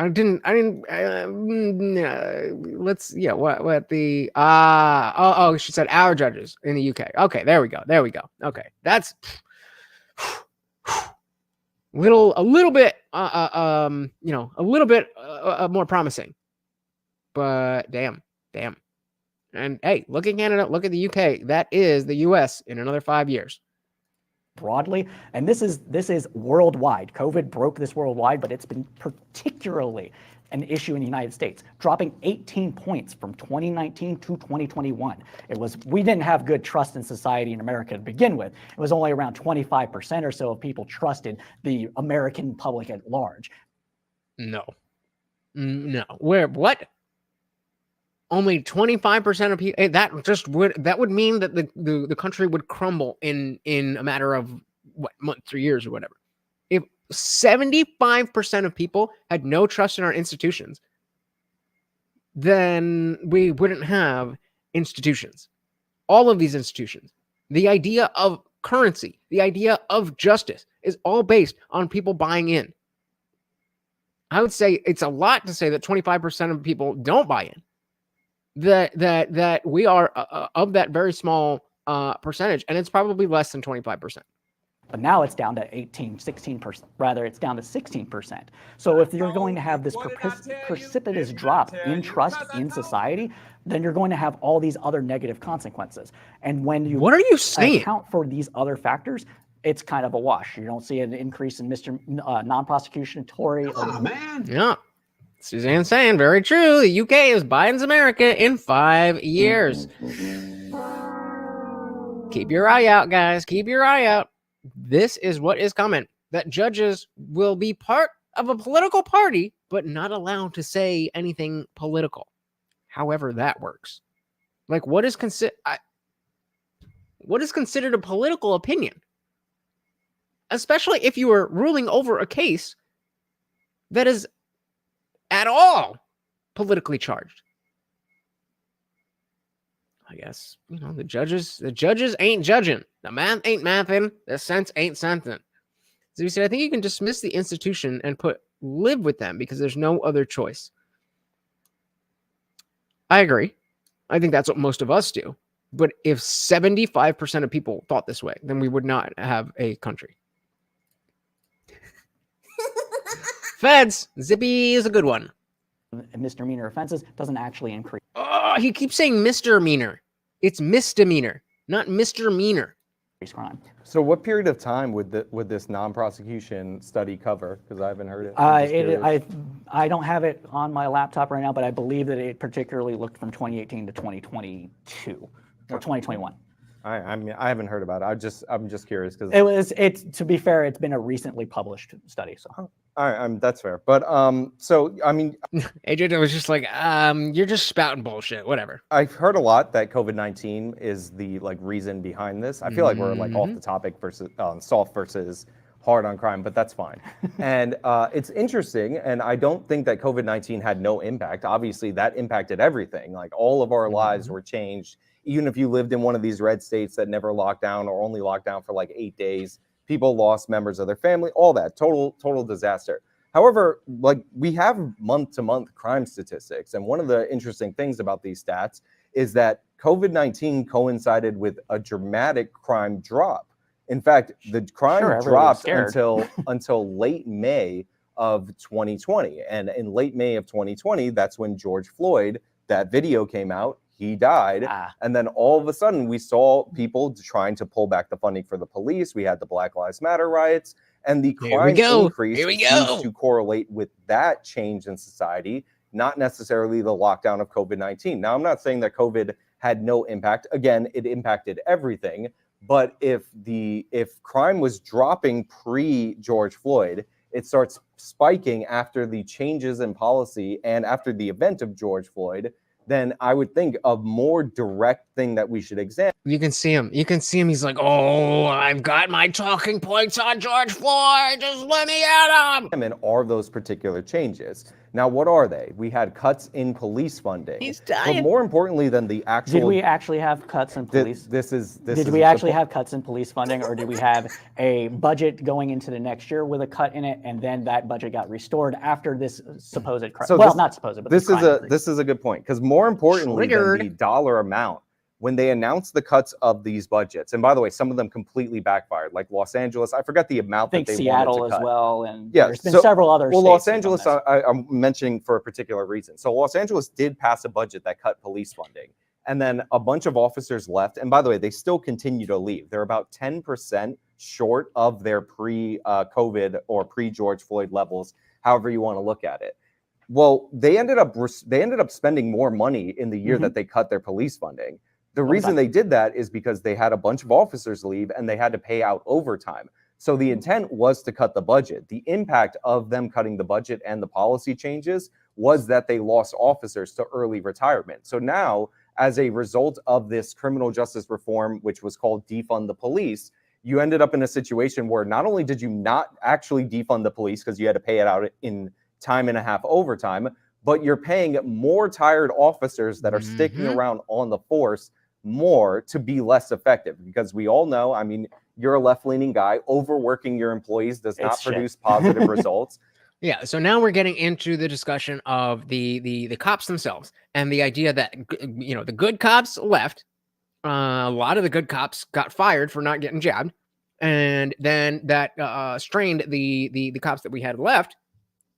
Then a lot of money went into that. Plus, the morale was low and things were not good.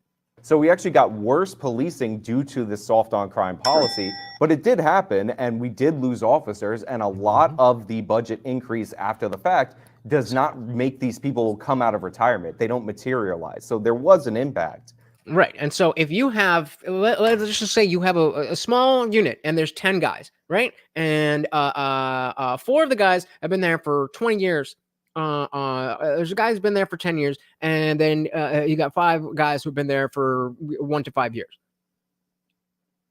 If 2 of the guys who've been there for over 20 years, if they quit, even if you have the funding to bring in new people, you can't get a 20-year veteran back.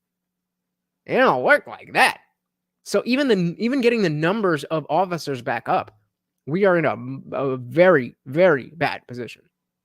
Suzanne said, our law is by statute, so the government does what it likes. Your judges, meaning U.S. judges, are required to follow the Constitution and ensure statutes can comply with it. But they follow precedent instead. No apologies necessary. And very true. Very true.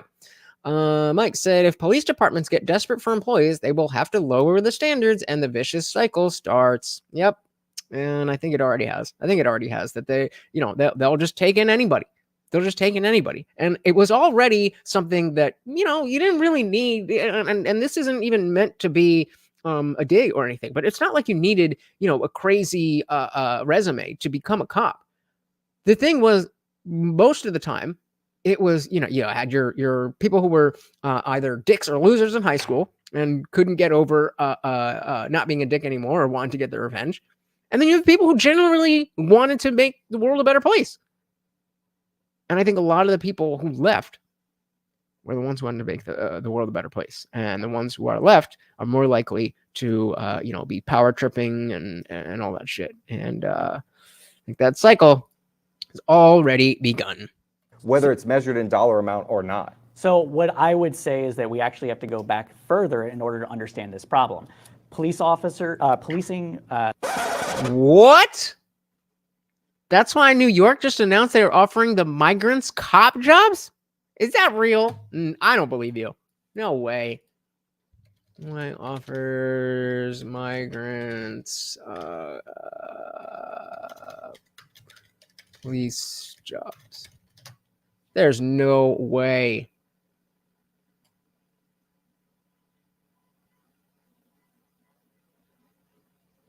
Holy moly jolly goly. What do we got here? Ready to hire. Hochul announces 18,000 potential job openings for migrants in New York. We haven't gotten to police yet. Hospitality and food service companies. Okay. Big employers. Fair. I mean, not ideal, but definitely better than cops. Too big. From Rebecca Lewis, as both New York City and state officials continue to try and discourage more migrants from coming to New York, Governor Kathy Hochul, is it Hochul? I think it's Hochul, not Hochul, right? Kathy Hochul said, and as I just said on Monday, that employers in the state are ready to hire asylum seekers once they receive work permits. During a press conference in Manhattan, Hochul announced that nearly 400 employers from across the state had signed up to participate in a state Department of Labor program meant to connect migrants authorized to work with jobs. So this sounds like legal migrants. This doesn't sound like illegal people. Because you could legally be a migrant. And this is from cityandstatenewyork.com. That can have solved problems. Venezuelans who arrived in the country in July will be eligible to apply for temporary protected status. Okay, yeah. Nope, yep. These are people who are not here illegally. According to the data, over half the jobs would be in New York City, scattered across the 379 employers represented a range of industries. Great. Cool. Are they illegal or do they have green cards, though? The way that last sentence that I read out there, that Venezuelans who arrived in the country by July 31st will be eligible to apply for a temporary protected status, meaning they don't already have that status. Yeah, that's wild. That's insane. Why? I mean, I guess I don't know. That holy shit. The report where a bunch of Chinese nationals came through the southern border. I did not, but not surprised. Like I said, see, it's true. They took their jobs. Indeed, they do. So he said, state training to work for the state, so the state can become bigger, comrade. Comrade machine, build machine. It is glorious. Given how the system works, do you think they'll care about legal status? Nope. That's why I was hoping when I read that. I was like, oh, okay. We're just talking about people who, legally came here. Nope. Crazy. You have to go back further in order to understand this problem. Policing departments generally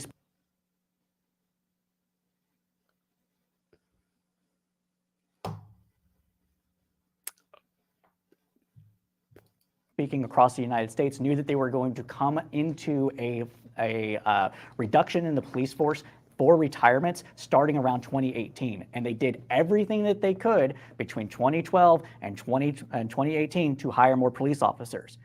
Shout out to Soul to Soul. Hope you are doing well. Don't worry about, this is all for fun. Don't feel like you owe me being here or anything. You take care of what you got to take care of. Thank you so much for being here.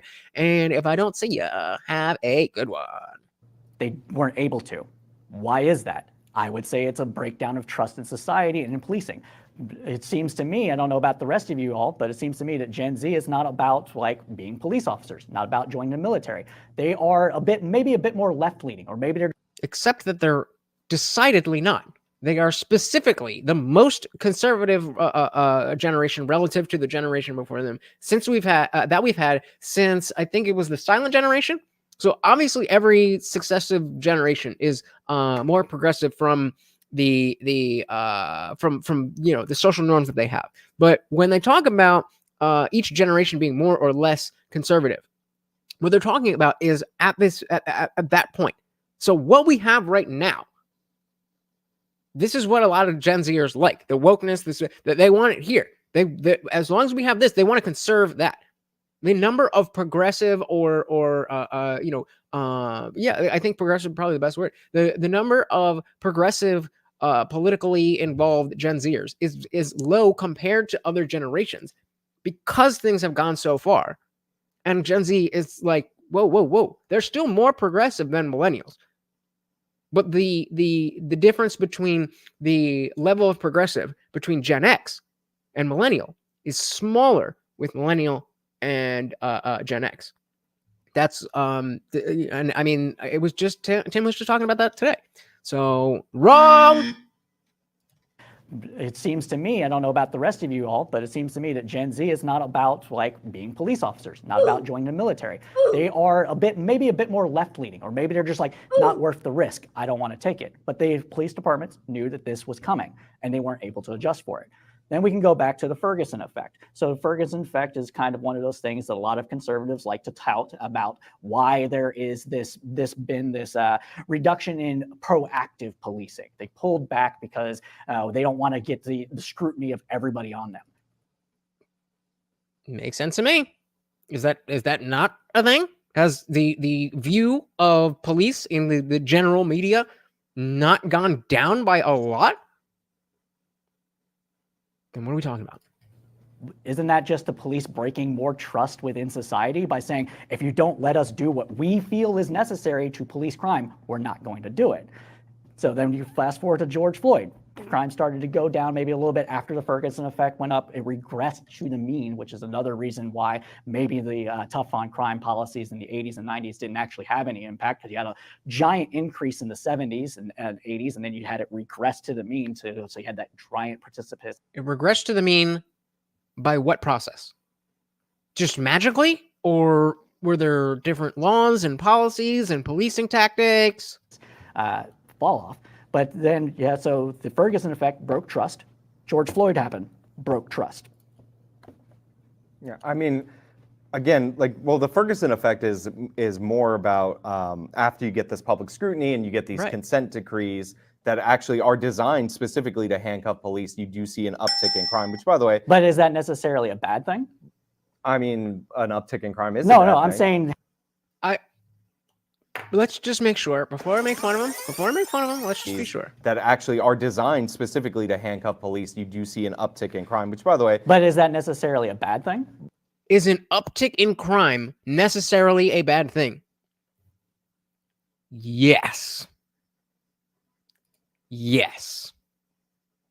An uptick in crime is necessarily, definitionally, a bad thing. Context said the police did what we said we wanted them to do, so it's their fault they aren't getting the results they need. That's pretty much what he is saying. Tibby said the whole police industry is woefully... Oh, did we get this one? Yeah, until the system's OCD is over. Yep, I agree. I mean, an uptick in crime is... No, I'm saying handcuffing police because of the actions that they did. Ferguson specifically had a 20% of its... Well, even still, if it led to an uptick in crime, then yes, it's bad. City budget come from the enforcement of traffic fines and other kind of low-level offenses, court fees, etc. In this society, we expect people to pay for the crimes that they commit, both in terms of being incapacitated for prison and then after the fact of paying back restitution. These are the people that are the poorest in society. They don't have the ability to do that. Maybe the incentive structure is just out of whack, and that is what's causing this giant decrease in trust, more broadly speaking, that is leading to these increases in crime. So hold on. M169 is saying Gen Z is more aligned with the silent generation, okay, the greatest generation. We're talking about pre-boomer, the boomers' parents. So definitely not. Definitely not. That is seems to be a misunderstanding of the claim that Gen Z is the most conservative generation. It's not that they are more conservative than they are more progressive than the silent generation. But what was before the goal? What was before whatever the silent generation's parents? Again, we're talking about a relative difference. So if we're talking about today, this is the way things are.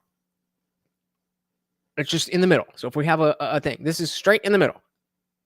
If you want things to move forward, then that's being progressive. If you want them to stay the same or even go backwards, that's what we're talking. That's what we're calling conservative. So compared to the mean and as of when they were born, more of Gen Z wants things to stay as they are with all the wokeness and stuff. than to push more wokeness. That doesn't mean that they are they have similar opinions to 90-year-old people. Like you have a bunch of racist Gen Zers who think that women, can't vote and stuff like that. So it's not aligned. It's just the you know what? Let's take because I'm not explaining this very well. And Tim just did a video. I just want to hammer this home. Where is not that one, not that one, not that one. I think it was that one. God damn it. All right, I'm gonna just try to see which one it is, and if it's not it, then it's not it. What happened to my... Well, of course, it's cycling season again, and so we have basically the members section. Become a member at timcast.com. Rise when it pertains to... Introducing the Ungun, the non-lethal self-defense platform. Lightweight and simple to use. It uses... So, national origin, I get. You can't do anything about where you come from. But it's widely known of their views. It's not absolute, but, of their views of what women should do. And let's say the guy is staunch, orthodox, whatever. It says, no, I will not be talked to by a female. I will not. This is the wrong one. All right. Well, I don't remember what it was, but that's what we're talking about. Is the relative difference between the generation and the generation before them. Don't have exactly. It's not. Yeah. So I think you get it. All right. Have the ability to do that. Maybe the incentive structure is just out of whack, and that is what's causing this giant decrease in trust, more broadly speaking, that is leading to these increases in crime. For example, one of these ways that we might be able to tackle this solution is rather than having a flat fee for speeding, you have it be based on percentage of income or something like that. And I know that's going to make conservatives go, oh, that's not fair. And a lot of liberals too are probably like, that's not going to be fair. But it would change the incentive structure to go after not the poorest of people, but anybody that's speeding in general. And then when you have that, you have the laws being enforced more equitably. And not only that, you don't have a person that's sitting in jail because they can't pay $200 because they only... At least with speeding, that seems to be how it is. They don't target your race when you're speeding down the freeway. I'd be impressed if they could tell what your race is as you're speeding down the highway. What the fuck are you talking about? Gonzag says it's easiest to say that Gen Z see America first and conservative ideas as counterculture now. Yeah, I like that. I agree with that. It's that's what's become cool. The liberal the liberal zeitgeist that we had, that was cool, that was anti-establishment, that was put a one in the chat if you've ever seen SLC Punk with Matthew Lillard. That was a liberal. That was a super liberal. But I don't know. Shit just changed. Only make $1,000 a week. They have $20. It's still going to hurt them. It's still part of their income. It's still going to suck, but it's not going to be a life-changing amount of suck. Yeah, I mean, you would run into equal protection problems under the law. And I'm not saying that that's not a thing. This is where we can argue about that. But I am saying that this is one possible solution to that could actually increase fairness. I would say that the lack of trust in terms of Ferguson was probably down to the lies about the Michael Brown incident. That probably... Why were those lies believed? Why were those lies believed? Because we had, at the time, trust in our institutions. When you heard a thing on the news, you could assume that it was real. You could assume that it had some bearing in reality. So when the news is saying, hands up, don't shoot, then we believed it. That's why. Shout out to Kelly Green. Welcome to the party. Good to see you, brother. Why were because the fake story got out first, and it was promoted by the media. Do you think that the reason it was an election year? There's a number of reasons why the Michael Brown story. Do you think that it was because that the story only got out first, or do you believe that people are just not naturally, but are more if he's really going to say people are going to be more likely to believe a bad story about a black person than a good story about a black person, he better not go there. He better not go there. Only got out first? Or do you believe that people are just naturally, not naturally, but are more distrustful of police because of all those things that I mentioned with the Ferguson Police Department actually just treating its population as an ATM machine in order to get the things? And why wouldn't they believe the police? Police have, we can go all the way back to like 1980s with the Thin Blue Line and that whole documentary. In Chicago, police departments literally ran torture cells. Were anybody held to account during this? No. Where the police departments had a cultural enema from the top down to get rid of this rot. Okay, and how is that relevant to whether or not we're soft on crime now? I'm not sure. So Suzanne says, fact check on me, New York is not offering migrants cop jobs, but they are offering restaurant jobs, service jobs, all the stuff that we that listed in the article. So you may have been off by a little bit. I mean, okay, that's very different. But I mean, not that much.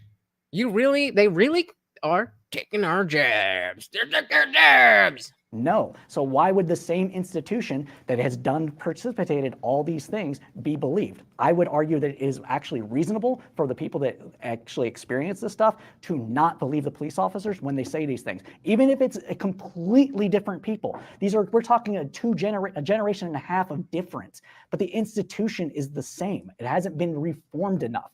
And it has the same incentive structure. Who made it to the top of the police structures? The people that were there and stayed in from those times. Okay, that's fair. So what is good job by identifying a problem.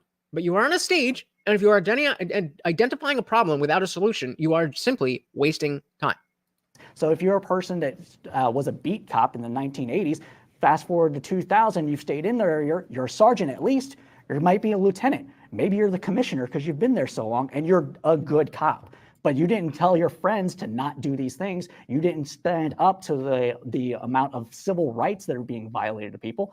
And so for those reasons, you have this lack of trust. I mean, I would say from the residents of Ferguson, the overwhelming majority of them in their testimony told the truth, that actually saw what happened about the Michael Brown case. So these people who are being impacted by these ticketing practices, the majority of them told their side of the story. I didn't say they're going to lie about the police. I'm saying they're going to be more people surrounding the area. That we took Michael Brown's friend told the story about his version of events. Well, it was Michael Brown's friend, and that was broadcast. The fact that his body was left there for 4 hours, and that was broadcast on the national news. And I mean, you're like distracting from.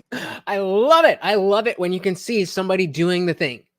And he's like, oh, this guy is just trying to interrupt me because he knows what I'm saying. This is Sean thinking. He knows what I'm saying is right and is going to make him look really bad. And so now he's just trying to interrupt me and change the conversation and distract him because he knows. He knows. Let's take a little... surrounding the area. That we took Michael Brown's friend told the story about his version of events. Well, it was Michael Brown's friend, and then the fact that his body was left there for 4 hours. And that was broadcast on the national news. Just run through it. That was broadcast on the national news. I mean, you're like distracting from the point. I'm saying that the lack of trust in policing from the Ferguson event has to do with the fact that probably even today, a majority of people think that Officer Darren Wilson murdered Michael Brown when that's not the case. You think that has nothing I mean, you have 3 autopsies that confirm that Michael Brown went for the gun. He was charging him. He never put his hands up, but people still chant, hands up, don't shoot. In London, they chant hands up, don't shoot in honor of Michael Brown. When the London police don't even have cops, Michael Brown never had his hands up. I didn't even... Hands up, don't shoot. They don't have guns. They couldn't if they wanted to. They couldn't if they wanted to. So he said, long way around to say the bureaucracies that run the institutions are highly inefficient, which leads to all of our problems. It's nothing much to do with race or class. I don't think it has much to do with race. It definitely has to do with class, but I do think that, what you're saying is class is not as much of an issue. It's the racial issues that we talk about tend to be more class issues. But I think I think I agree with you. You can so we have the where am I? If you hit the Discord server, which is free to join, you can drop a link in there, and I can pull it up. Zibby said, "Race and class is moot. When the system is broken, though class grants you a certain level of protection from the system. So then it's not moot. You can't say it's moot, but also it really helps." Up, he never surrendered. So this lie not only managed to pervade across America, but it went around the world. Do you think the hands up, don't shoot is specifically because of Michael Brown? Yes. Or because of, okay. So, well, then I think the Michael Brown chant of hands up. What else would it be from? Why would people be saying hands up, don't shoot? Unless they think that somebody had their hands up and got shot. Explain to me what the logic is there. We just disagree. Comes from the Michael Brown case. It comes from the Michael Brown case, but the reason people believe that and still go with it, even despite the fact that they know there's plenty of people that know that Michael Brown was an aggressor here, that still say hands up, don't shoot. Why? Because other instances of policing, killing people, killing civilians, unarmed civilians, even though discounting people that might have been engaged in violent scuffles with the police, because we can all say that, you know, I have a gun on my hip, I'm rolling around with you, I might pull it to shoot you. Because I mean, Michael Brown was on. I'm just going to go unarmed because he was in the act of trying to arm himself when he went for the gun. So in that moment, he was unarmed. I already gave you that. My point is that there are instances that break down trust in society, to break down trust with police officers. So the reason why people, to me, believe this hands up, don't shoot isn't just because the lie got out first, and that's probably part of it, but it's also because of all these other instances that I mentioned. Well, what? I mean, no. What? No. That doesn't make any sense at all. This is one of those. Really? They can't just give you like, there's no, somebody got like a site where you could look at these? There's no way. This is the only way. Well, I tried. Zippy said it's a numbers game. If you got wealth, you get hit differently by the system, but you still get hit because the system's broken. The system is so bad, it's taking wild swings at everyone. Sounds like you're backtracking here. Sounds like you're backtracking. You said it was moot, and now you're saying it provides you a little bit of protection, and now you're saying, well, I mean, you know, it hits different. Does it hit different, or does it not hit different? Other instances. You just said there are other instances. Well, there's about 250 or so people killed by the police every year that are unarmed and not necessarily involved in altercations. Of those, roughly for unarmed, there's like 1,000 total. Are you sure about that? I am 90% sure. Well, for argument's sake, let's bring it down to 100. The point is that it is a good percentage of the people that are killed by police. Okay, so when you say unarmed, are we talking about people who, like Michael Brown, was grabbing for the gun, are fighting the police? Because if not, then yeah, I think I agree that we have a very huge problem here. But I'm willing to bet that if we look into each and every one of those 100, 200, 500, whatever cases, that of course there's going to be shitty cops. Of course. But the overwhelming majority is probably going to be people who put themselves in a bad situation. Are unarmed and are not necessarily a lethal threat to the police officers. How are you making that distinction? Not necessarily a lethal threat. You either are a lethal threat or you're not a lethal threat. And we give cops the privilege and responsibility to be able to make that decision in real time. You can't sit here and determine the lethality of the threat of each and every. That's just things that you're saying. What? Listen to this shit. And are not necessarily a lethal threat to the police officers or those around them. I mean, I just want to point out that 1 out of 7 people popping for warrants, you said 14%, that's really low. But for some reason, like the 9 unarmed black people that get killed a year on average, by the way, unarmed includes, like Michael Brown, actively trying to arm yourself, Or if you're in I a don't car, think that's if you're that in a part's car correct. driving at the police, yeah, it does. Go look at the breakdowns of any given year of these cases. No. I'm saying I don't think it included. I don't think it would include he's him. listed as somebody who's unarmed because he didn't get a hold of the gun. And you also have people driving their vehicle at the police. So when you actually look at these specific cases of like the actual unarmed people, That's why I'm saying, how are you sitting at this table determining, oh, all of those people were not necessarily lethal threats? How do you know that? On what grounds are you making that claim? You're just saying things. even if it's like 9 or like 11 or 13 in a really bad year, when you break them down, it's usually like 3 that are even debatable on whether or not it was justified, which I don't think is a lot. I don't think that's the reason why people are distrustful of the police. You don't I think do think people on the left who have convinced people, and by the way, you can look at polling on this, the more left-leaning you are, the more likely you are to believe that 10,000 unarmed black people specifically are killed by the police. We can talk about the knowledge of the U.S. about every number of different things. Famously, oh, now the lefty doesn't like the numbers. Now the lefty is saying, no, well, you can get numbers from everywhere. We could talk about every number everywhere. This is why it's a red flag to me when you talk about numbers and sources and studies before we need to get there. We can just have the conversation as two intelligent adults. That not everything needs a study, but you're the one to broach the topic. Well, here's this study and that study and that study and that study. But now when he's citing numbers back to you, it's not working in the way you thought it would, is it? more likely you are to believe that 10,000 unarmed black people specifically are killed by the police. We can talk about the knowledge of the U.S. about every number of different things. Famously, if you're that TikTok influencer, Jeremy, and you're debating my buddy Nuance Bro on a Twitter space, you're likely to believe. Oh my God. Oh my God. I wonder what he's going to say. We are not breaking any TOS at all. I promise you guys. I hope you are all having a fantastic night. Yeah, right? The source? Believe that a third of the black population, so let's back it up. The Nuance Bro on a Twitter space, you're likely to believe that a third of the black population gets killed each and every year while being unarmed by the police. He's probably a paid shill, but we can talk about how many people. He's probably a paid shill. Why would you even utter such a thing?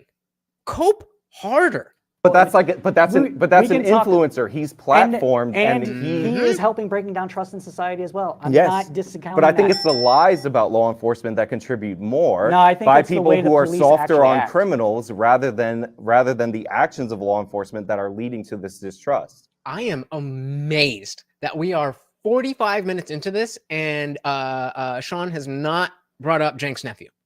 I would have thought that would be all he would talk about.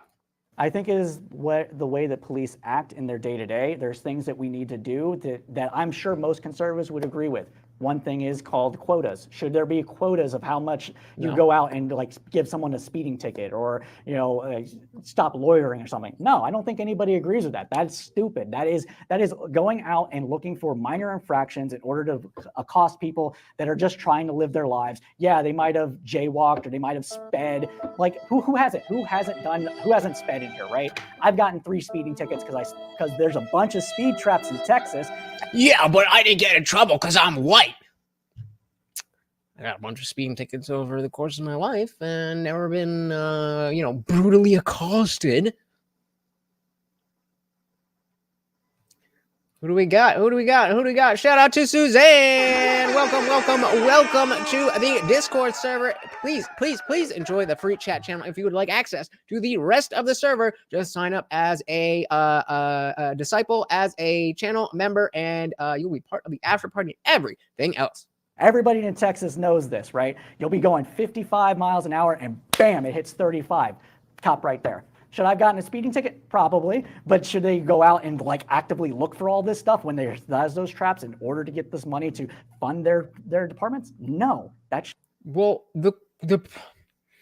you could absolutely argue that the reason they have speed traps is for the money, but obviously the speeding is still a root cause of why they're trying to get you, why they're setting up a speed trap. I completely understand that probably nobody's going to die if you're going 10 miles over the speed limit. I completely take that point. But to act as if it's solely something that we could just not do. Like, just know, when you're on the road, you're on your own. Yeah, that'll work out real well.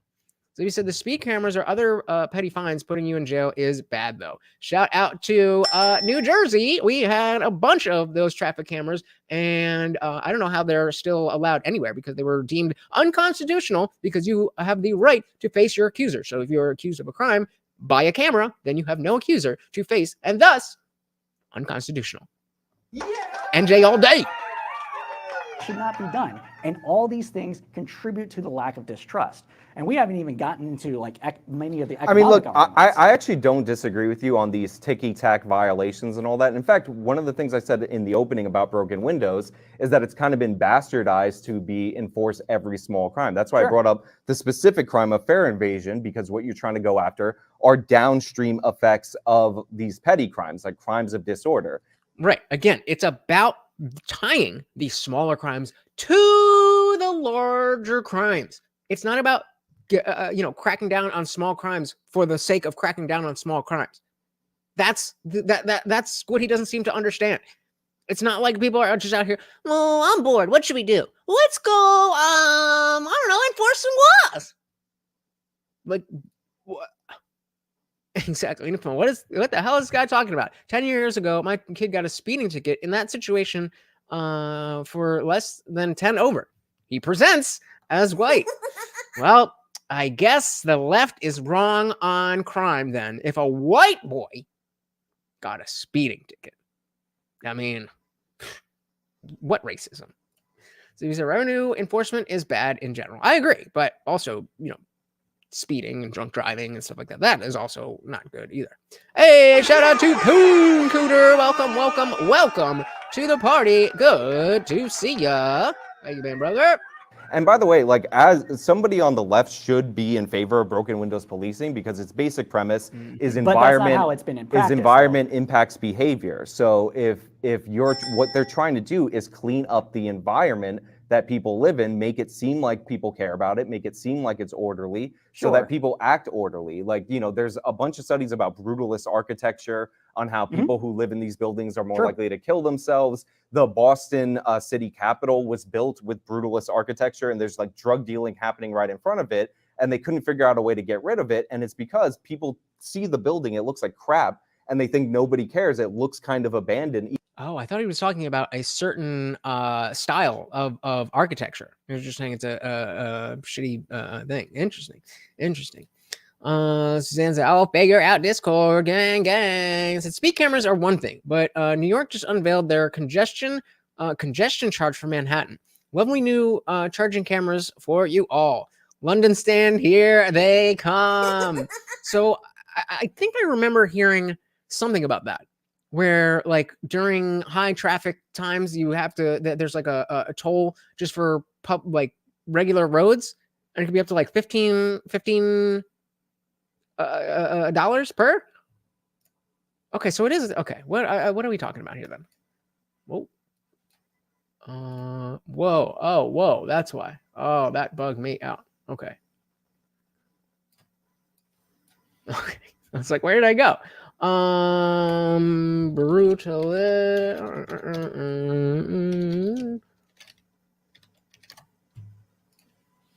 What are we talking about here?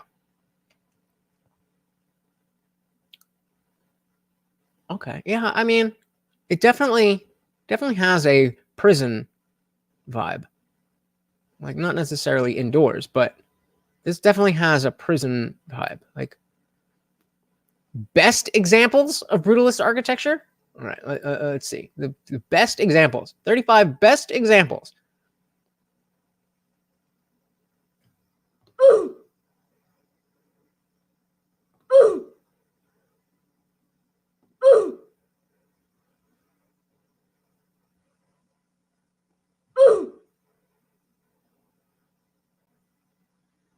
Loser! To each their own. To each their own. But seeing it makes sense. So Suzanne's saying New York City, 5 a.m. to 9 p.m. weekdays and 9 a.m. to 9 p.m. in weekends in New York. That's the whole day.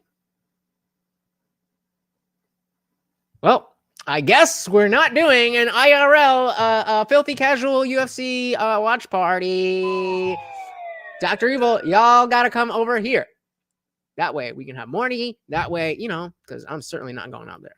Even though it's the city capital, so crime seemed to concentrate there in a way that it didn't before. So I'm fine with like not enforcing every, every registration, expiration, or whatever every single time. I think the cops should give people warnings, because if you get a warning, you tend to feel better about that interaction. But that doesn't mean that the design of broken windows is flawed just because people copy it incorrectly. So when I said this in my opening, broken windows policing, done as stated by the two people that wrote the similar, the Atlantic article that did it, and then the studies afterwards, did not want it to be used in the practice that it is. But it is used in this practice. And this is what people, generally speaking, consider to be tough on crime policies. Okay, so what is your point then? I don't understand what it is that you're trying to say. You're just saying bad things are bad. Okay? So if we actually want to implement broken windows policing as it was originally intended, then we should do things like investing in communities, investing in communities. I will give you $10 if you can tell me what he means when he says investing in communities. Public and architecture. Public in architecture. What? How is it always down to the same fucking thing? These leftists have their nose up at everything that we have to say. And then when it gets down to it, well, we just got to do good stuff and things will be good. And we'll do the nice one. You're not saying anything. Any Film said, plot twist, Indian Juice invites everyone to his place for a party weekend. It's not going to be here, but once we hit 10K, we are definitely doing a meetup for sure. Yeah, giving them free monies in rec centers. That's what the government's for, right? Hey, shout out to Indyville. Look at Marty pop his head up. He already knows what is good. Thank you, sir. And of course, that is a treat for Morty. And then you, the new sponsor of the stream. Thank you so much, sir. Very, very, very much appreciated. That disrupts crime, putting public spaces, looking at ways that criminality is impacted by the environment. There's been a study recently, and I can't quote it because I don't have it in my notes, Then but I got shut the triggered fuck by up about it. Remember it by what he's been bringing up, is that they found that in New York, there was a concentration of youth around bodegas. Bodegas would attract youth there because you can get your rolling papers, you can get snacks, you can hang out with your buddy. It's kind of a cool place to hang out if you're a teenager who doesn't have much else to do, right? Holy cringe, bro. No, it's not a cool place. It's just a convenient place because they have stuff there. Bodegas, by law, are required to close, I believe, at 8 p.m. Eastern Standard Time. What is open 24/7? Gas stations. Gas stations are spread all over the place. If you're a criminal that has a turf war with somebody, you go to their gas station, that might cause an altercation. So one of the things that we could possibly do is remove that unjust law that requires bodegas to close earlier than gas stations, increase more fairness in society. I mean, I'm not opposed to that. Who is specifically fighting for the policy that bodegas have to close at 8 p.m.? Because I would not be in favor of that. I think it's your business. You should be able to close whenever the fuck you want. But simply given your local BLM chapter. Zibby said rec center, if done right, a center vocab learning could be a good thing, but rec centers are kind of left up to the communities. Yep. Increase more better business practices, allow the free market to actually dictate where these things go, and then maybe that will actually help reduce crime. This isn't to say that I think that those people should not be charged with the crimes for getting into a fight, shooting at each other, killing innocent people or each other. They should absolutely be hammered by this. Fair. But that is not to say that the approaches that left-leaning people take, such as myself with these things, are actually soft on crime. It's being smart on crime. Yeah, I have no. Oh, we gotta be not tough on crime, but smart on crime. They love when you switch the words around. No idea what you just said. Like, so we should make bodegas stay open later, so No, like if people by will law- stop by- shooting each other at gas stations By law, and start shooting each other at the bodega. no, by law, bodegas are required to close at a certain time. If you just eliminated that law, then the people would still hang out at those bodegas. If they're They would shoot them. They would shoot people at the bodegas and the gas stations, and that is what we mean when we say. So, I mean, tough on. I mean, good on. I mean, smart on crime. How? Again, I'm with the notion that if you have a bodega, you absolutely should be allowed to keep it open as late as you want. But also, I don't think the opening of bodegas or not being open is the linchpin in inner city violence. Maybe I'm wrong. Maybe I am the wrongest you could be about this, but I just don't think so.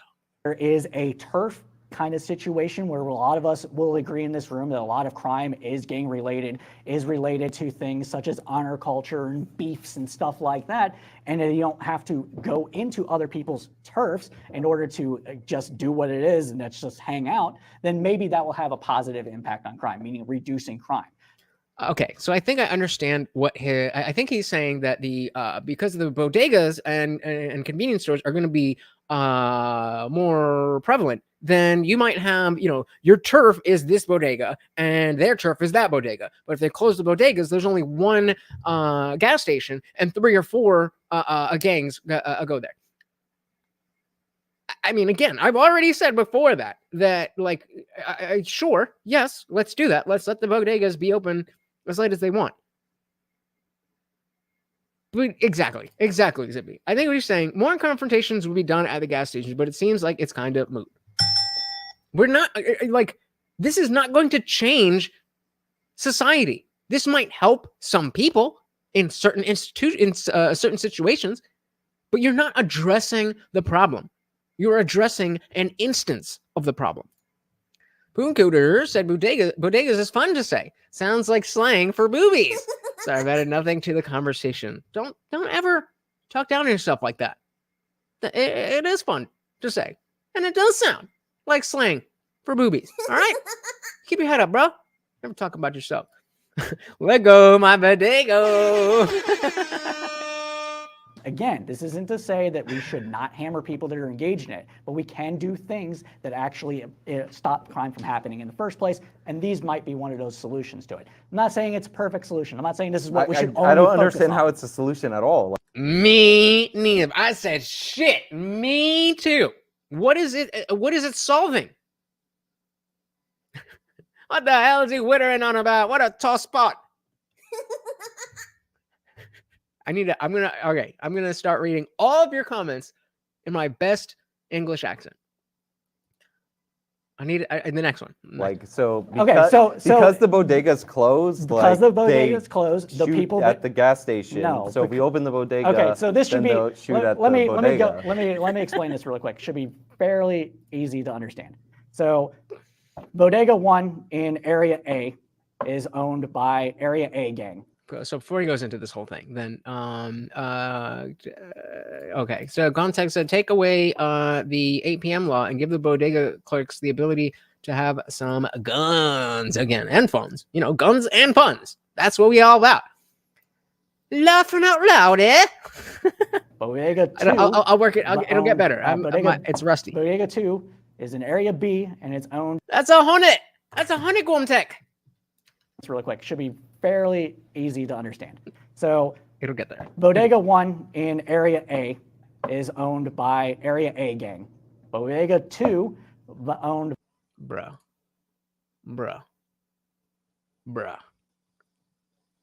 You just said Bodega 1 or Bodega A and Bodega 2. Why are you doing it this way? Why would you not do Bodega A belongs to Gang 1, Bodega B belongs to Gang 2? But there's only one gas station. This is exactly what I was saying before. There's only one gas station that covers both the turf for Gang A and Gang B. So with the Bodega 1 and 2 being closed, then we're creating the instance where Gang A and Gang B are in the same place. That makes sense to me. It's a stupid fucking point, but at least it makes sense. Well, it would have. Fairly easy to understand. So Bodega 1 in Area A is owned by Area A gang. Bodega 2 owned Bodega. Oh, he didn't. Bodega Okay. 2 is in Area B, and it's Okay, he got it right. Owned, quote unquote, by Gang A or Gang B. All right, I apologize. He did get it right. He did get it right. Fair enough. Gang A and Gang B have beef. They always fight for whatever reason, right? You have We know a what gas beef station is. between those two that is open 24/7. That's the only gas station in the area that both of those groups can go to. So when the bodega is closed and they don't have a place to hang out and get the things that they need, rolling papers, etc., they both go to that. I want you guys, as he's telling the rest of this example, what is the first question that you would ask him if you were in this conversation with him? What is the first question that you would ask him as he is saying this? What would you respond? The first thing. Gas station in the area that both of those groups can go to. So when the bodega is closed and they don't have a place to hang out and get the things that they need, rolling papers, etc., they both go to that. That increases the likelihood of them meeting, and that increases the likelihood of beef happening and crime and other things. If you got rid of the law, which I'm sure most conservatives would agree with, is probably unfair to the bodegas and let them allow them to be open 24/7, then you have less instances of Gang A and Gang B actually meeting up and causing that crime to happen in the first place. Again, this isn't a perfect solution. It's not the only thing that we should do, but these are the kind of things that we should think about when we're actually talking about being tough on crime, being smart on crime, in order to reduce and eliminate it from happening in the first place. So Any Film says, my question, when do you realize you were racist? That'd be a good start. My question would be, how many people or what percentage of all violent crime do you think would be addressed by this? Just curious. Just like, what are you looking at? Are you thinking like, oh, we just keep the bodegas open and like 90% of crime goes out the window? Or are you saying like, this is one of 1,000 things that we need to do? I'm just giving a very broad example. Because those are two very, very different contexts. Nobody has a question. Just Any Film. Love asking you guys questions.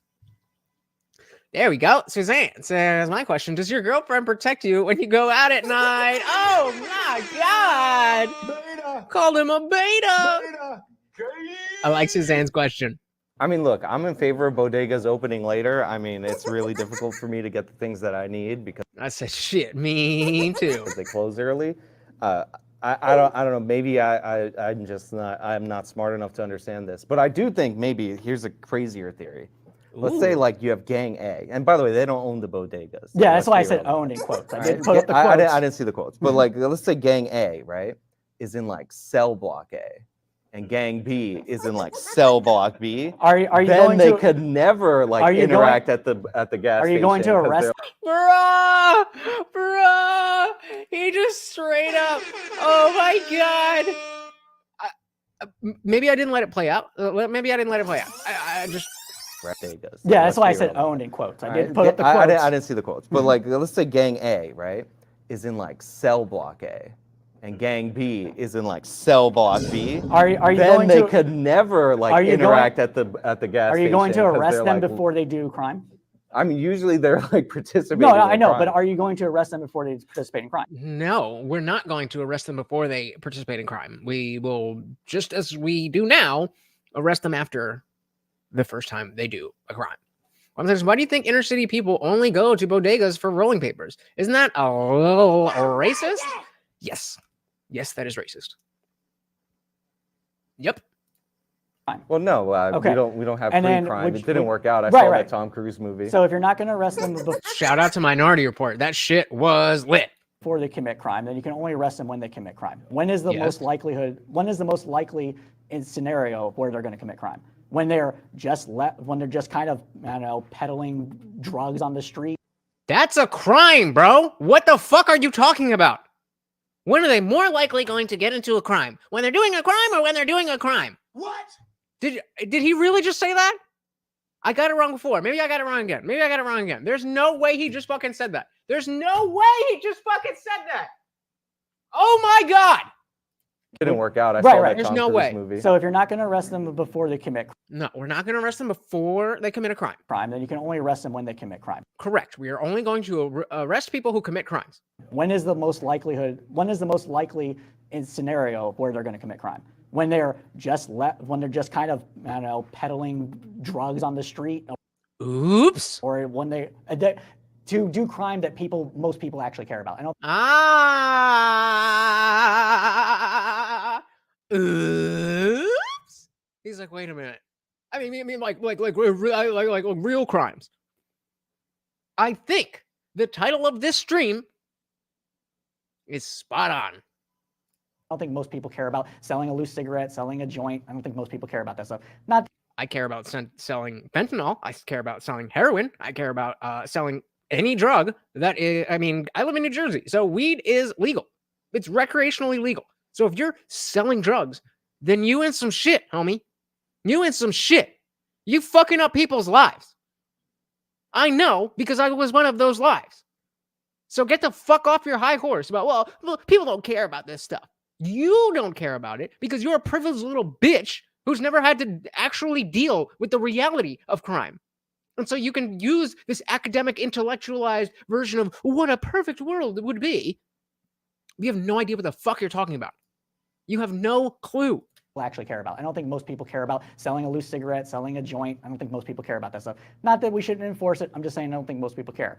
When we're talking about serious crime, it's going to be when they actually interact, because that's when they're going to get violent. That's when they're going to settle beefs. That's when they're going to do the honor culture thing. Oh, you over there, you've said some shit on fucking TikTok, and now I gotta represent and go over there and be like. Again, my question is, what percentage of all violent crime do you think keeping the bodega open is going to address? Like, hey, you fucking said some shit about me, so I'm going to kick your ass. That is more than they're more likely. Yeah, but wouldn't like the gangs have their own like gas stations in their territory? Like again, this was a loosely analogy in order to demonstrate the point. Fail. Context, this dude is the exact representation of the Champagne socialist. His ideas of what inner city people are and what they do is laughable. Yeah. This is what I have seen as your average person who supports the Democrat Party. Your average, the average Joe Schmo on the street who maybe doesn't love Biden, maybe doesn't even hate Trump, but casts the vote for the Democratic Party. And again, I can tell you, I know, because I was one of those fucking morons who thought I knew everything because MSNBC told me that they knew everything. It's like, what drugs is he on? Maybe we need to do an investigation into him. God damn. Okay. All right, so in this town where there's two gangs, two bodegas, and one gas station. It's just to explain how this like, situation works. I'm sure everybody understands now. All right. Oh, we understand. But that's your issue, is that we all understand that you just said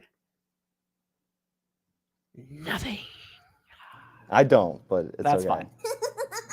I don't know. So, Sean, one of the questions that I have for you is, do you believe that poverty has any impact? Do you believe poverty itself is a contributor to crime? Yes. It can be, for sure. Okay. So but that doesn't mean that crime is inherently and necessarily caused by poverty. If I were to say that within... Oh, back to the laptop. I'm trying to pronounce it out. Deshpande. So Manansi Deshpande did a study where she looked at, SSI payments prior to the 1996 welfare reform and after the 1996 welfare reform. And prior to the 1996 welfare reform, people got grandfathered in, so they didn't have to do this thing. But prior to that, no child that had SSI, Social Security supplemental insurance, basically for people with disabilities, getting money. They didn't have to go and reapply for it in adulthood. People after 1996 did. People after 1996 applied for it. Many were denied. The amount of increase in crime by that sector of the people was about 33%. There was 33% more likely to engage in crime generally. Violent crime, whatever it was, they were more likely to seek out crime and do it in order to supplement their income. Would you say that it is a soft on crime policy to eliminate that re-sign up for SSI insurance. I don't even know. I honestly am barely even listening to this guy anymore. I'm just waiting for the smackdowns that I know AJW is going to elicit. I mean, yeah, I mean, you could do that if you want. Like, But is that a soft on crime policy? I don't think so. So would you say that's being smart on crime? That's like tackling crime in a way that who is getting this payment? Like what any number of different ailments from like extreme autism or I don't think the autists are What? like, no, but I'm saying it can be any number of different things. is this like for like mentally ill people? Mentally ill, Because I physically think disabled, I think that's the etc. like distinction because we Yeah, that's a pretty relevant distinction if we're talking about mentally ill people versus people who are knowingly committing violent crimes or raging for anything. Well, God, hey, you said poverty won't generate crime. If you had a practical education, practical job training, and teaching work ethic, indeed, you are correct, sir. also simultaneously like close down a lot of like mental institutions Thanks, and Reagan. like places where these people could go. And I would be in favor of not only opening those, but also getting rid of this change in standard. Because the old standard, if you were mentally unwell, for you to be incarcerated against your will, which would be a tough on crime policy, was that if you could not take care of yourself, you were removed from society. And by the way, the asylums had abuses that are real and legitimate that people should talk about. But now the new standard is only after you're a danger to yourself or others. So now we're in this circumstance, and I'm sure you've heard this like very manipulated stat where somebody who's mentally ill is more likely to be victimized by a criminal than be the perpetrator. That's true in general, but if you're on the streets and you're homeless, you're actually 35 times more likely to be the perpetrator, not the victims. I caution on doing what I'm doing right now and just taking somebody's word for a thing. I've always, it's always seemed off that the stat about the mentally ill people being so much more likely to be victims of crime. It always seemed like there was something else there. Let's listen to it again. There was. You've heard is only very manipulated, danger to yourself or others. So now we're in this circumstance, and I'm sure you've heard this like very manipulated stat where somebody who I would love to know how it's manipulated. is mentally ill is more likely to be victimized by a criminal than. Yeah, that always seemed like something that was askew. And like, yeah, Suzanne's saying that homeless are always victims of crime, and there may be an overrepresentation of people who are mentally ill in the homeless population. But I think the homeless thing is a bigger factor than whether or not you're mentally ill. I don't know. I guess I don't. It just caught me off guard. And be the perpetrator. That's true in general, but if you're on the streets and you're homeless, you're actually 35 times more likely to be the perpetrator, not the victim. So I mean, look at Kyle Rittenhouse. Look at Kyle Rittenhouse. I'll come out of this. Kyle Rittenhouse was, I mean, obviously there was riots going everywhere, but what in the actual instance that happened to him, there was a mentally ill rapist, pedophile, who literally walked out the door of the fucking mental hospital and went right after Lil Kyle. Just saying. It never made sense to me. Zabby said, well, mental health asylums can help a bit. Then better education a bit more, then better job training a bit more. Well, I mean, it definitely depends on, mental illness is a spectrum, and there's some people who will never, like, education is not even an option. Job training certainly isn't an option. But, the mental health asylums, working as they should is, I don't understand how, this is one of those, it's about to be 2024. And we just don't have resources like that. There's not like a building for mentally ill people to go. I mean, obviously they have the hospital and stuff, but like, we need that. We need that. And people said both my father's grandparents and my mother's grandparents grew up in poverty. immigrants, they grew up in poverty, immigrants, and as far as we know, none of them were put in jail for crimes. It's almost like going to jail and doing crimes is somehow connected. Indeed. Well, not specifically ASD, just all mental illnesses. So I guess in according to him, that would include gender dysphoria. A criminal than be the perpetrator. That's true in general, but if you're on the streets and you're homeless, you're actually 35 times more likely to be the perpetrator, not the victim. So I would pull these people off the streets. I don't know if these are the same people that are getting Social Security disability, or if the reason why. So this is what I'm saying. I don't know. But I as someone who follows Actual Justice Warrior and knows that he sources everything he says, and I would be flabbergasted if he threw out a hard number like that without having the proof, the evidence behind it. So this is what I'm saying. Don't necessarily don't just take things on people's word, but he has proven to me that he is not somebody who's going to say 35%.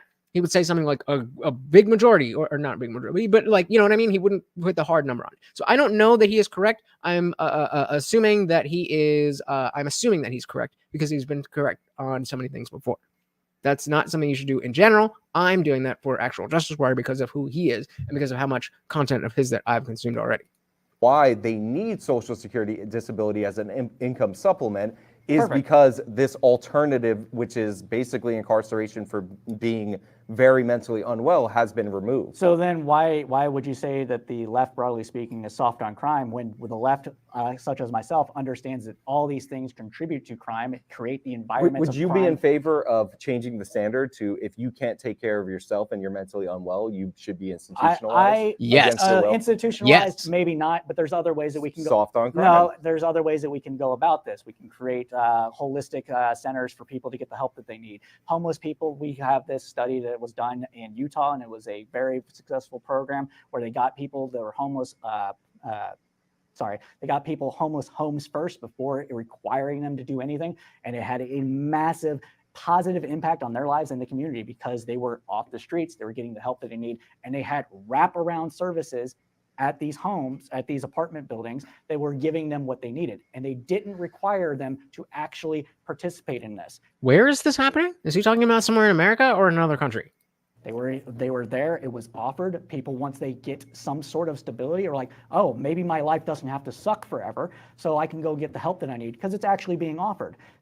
Oh yeah. The drug problem is bad. Oh, it is I mean, when it comes to the homeless problem, you know, it's almost there's a Venn diagram of drug problems and mental health issues, but that Venn diagram is essentially a circle. It's essentially just one circle. That those issues are, there might be fringes that there's people who are mentally ill who are not on drugs. And there might be people who are on drugs who are not mentally ill. But the overwhelming majority of homeless Americans are going to be mentally ill people who are on drugs. As we said, halfway houses are good for high-functioning people to move them to living on their own. Some are full-time halfway homes. Yeah, that's exactly the kind of thing that we need. And that's something that can be done relatively easily and can be started. It doesn't have to be, okay, we're going to roll out this nationwide program that's going to cost $17 billion, and it might work, it might not. It might, just open one building. Start there. This is the issue that I see with so many liberal democratic policies is that it's trying to be like, okay, what's the magic fix to it all? This is exactly what I see with at my job as a dog trainer, when people they want me to come in and magically fix Wingardium Leviosa and your dog is perfect. That ain't how it works, homie. That ain't how it works. You got to do the work. You got to train your dog. And in this case, you have to create the circumstances where things can change, and you have to do the work. That is not what he's talking about. Like, well, if we just do this, then, they'll get help. And film said we had institutions for the mentally unwell until the movie One Flew Over the Cuckoo's Nest came out and the public freaked out about shit that wasn't actually happening. Is that how confident are you in that? Because as I studied I have a degree in psychology, and what we were taught as to why they were closed down was significantly because of abuse and lack of oversight. But that's college. What are you gonna do? If we did this, if we extrapolate that to prisons, a lot of people in prison are mentally unwell. There is a large undiagnosed mental population within prisons. We're talking everything from bipolar, schizophrenia, the whole gamut of stuff, drug abuse, everything. They get put in prison. What do we do when criminal reform happened? We got rid of some of these long-term services that criminals and others that were mentally unwell, addicted to drugs. We got rid of them. We're not going to give you these things. We're not going to give you training. We're going to require you to show up to parole every week and demonstrate you have a job and pay us money. All these things are considered tough on crime, but they don't actually do anything to reform the criminal. They just basically create this entire cycle of recidivism that happens again and again and again. Yeah, but all you're saying is that it's not good enough, and nobody is sitting here saying the U.S. Criminal justice system is perfect. Okay, we're done with that. It is what it is, and we can just move on to the next problem. Nobody is saying that. Context said he basically said, no, don't institutionalize them, but maybe put them in some kind of healthcare center where they will get help. Yes, same exact thing. But when I say it and I use these buzzwords and academic words, then, I'm better. You trying to just speak like an average person, you don't get it. You just, you don't looking down at my nose, that you just don't get it. That spell would make the dog float in the air. I mean, you'd think that the ridiculousness of having a magic spell to fix a dog's behavior, but they really want that. They really want that. Those of you in Discord who saw the special gift that my client gave me today, like they're great people. Their dogs are fun and cool, but they don't really do what they need to do. And their main issue is that the dogs are barking all the time. They have 3 dachshunds, and they're like, well, how do we get them to stop barking? I'm like, bro, I've been coming here for 2 months talking about basic commands, and then doing this, and then doing that, and then doing that. And now you're asking me, how do we get all of the things, all of that? And it just seems like, just like that guy, this guy wants something that is unreasonable and a magic fix, and anything short of that is unacceptable and is appropriate for us for me, the lefty, to say you're horrible and you're mean and you don't care and this, that, and the other.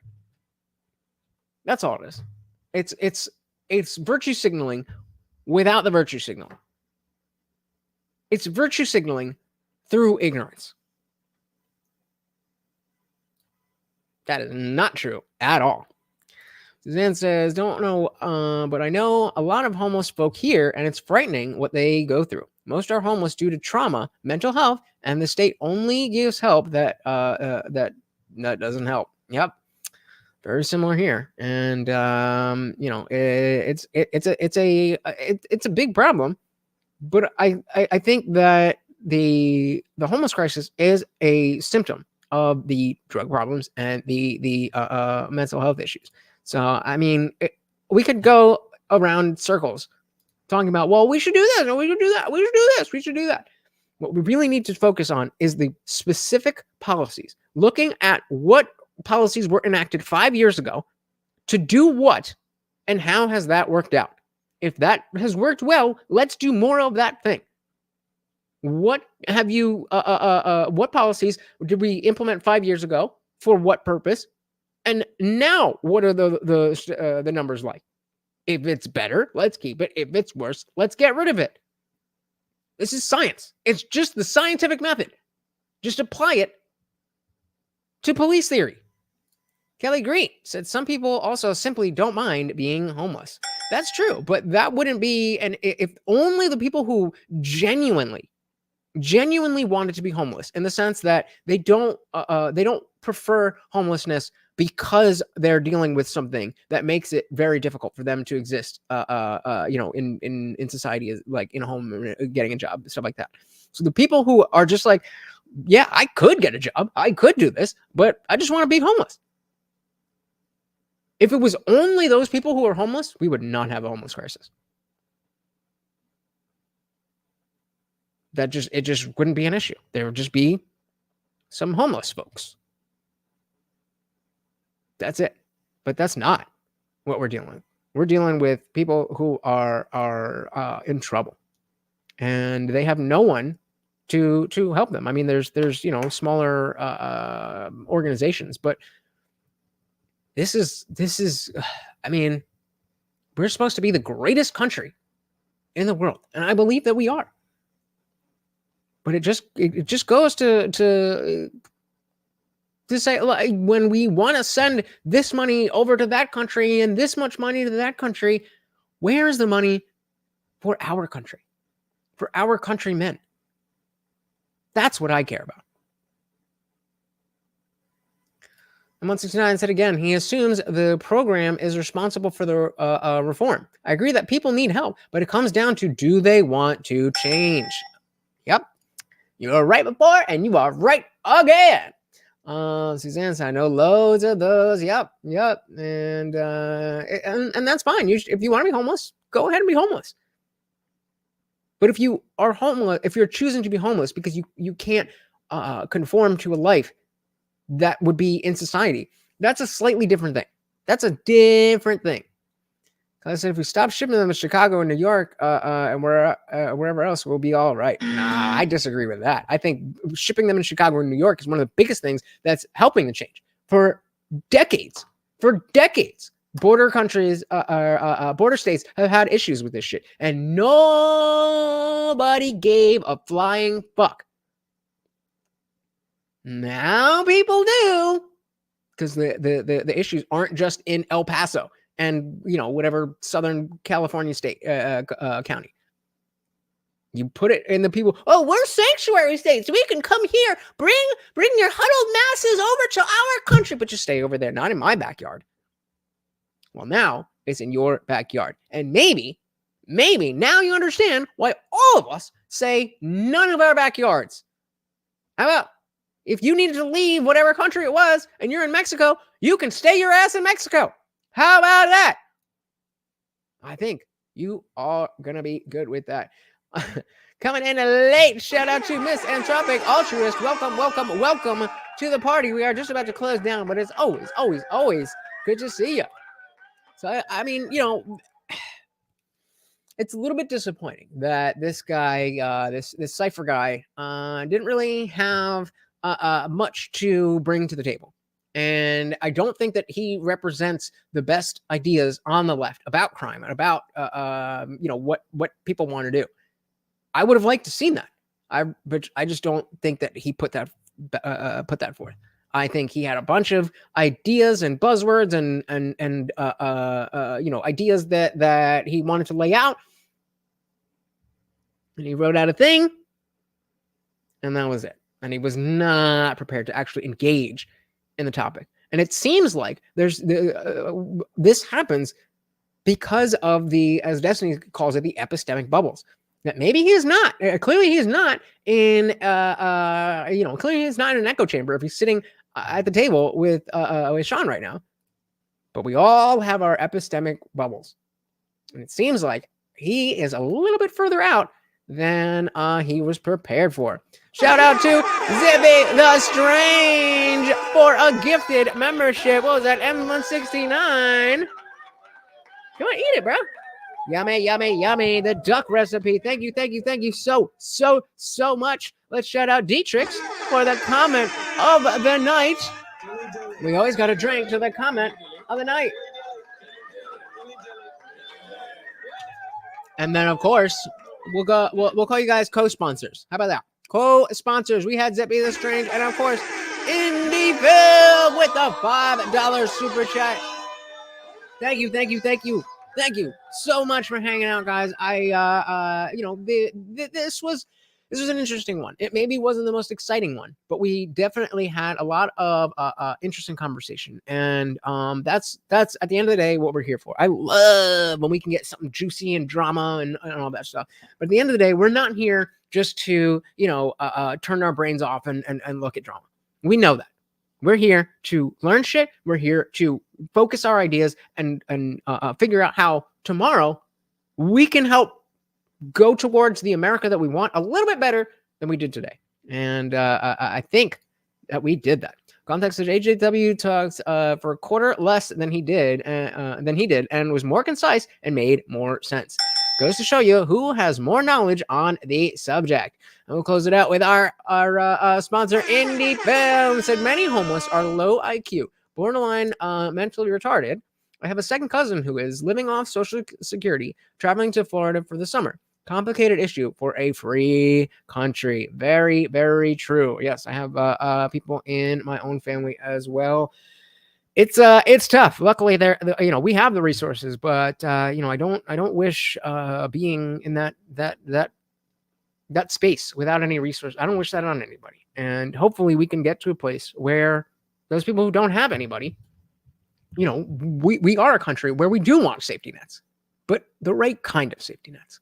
And the safety nets for the mentally ill, I think should be at the top of the list. So thank you guys for hanging out. Once again, this is Morty, and I have been your host, Lutch, aka the Indian Jesus, here to resurrect the second coming of common sense. Come and check out the after party for the members. We are headed to Discord. Until then, I will see you next time, guys. I am out of here. Peace.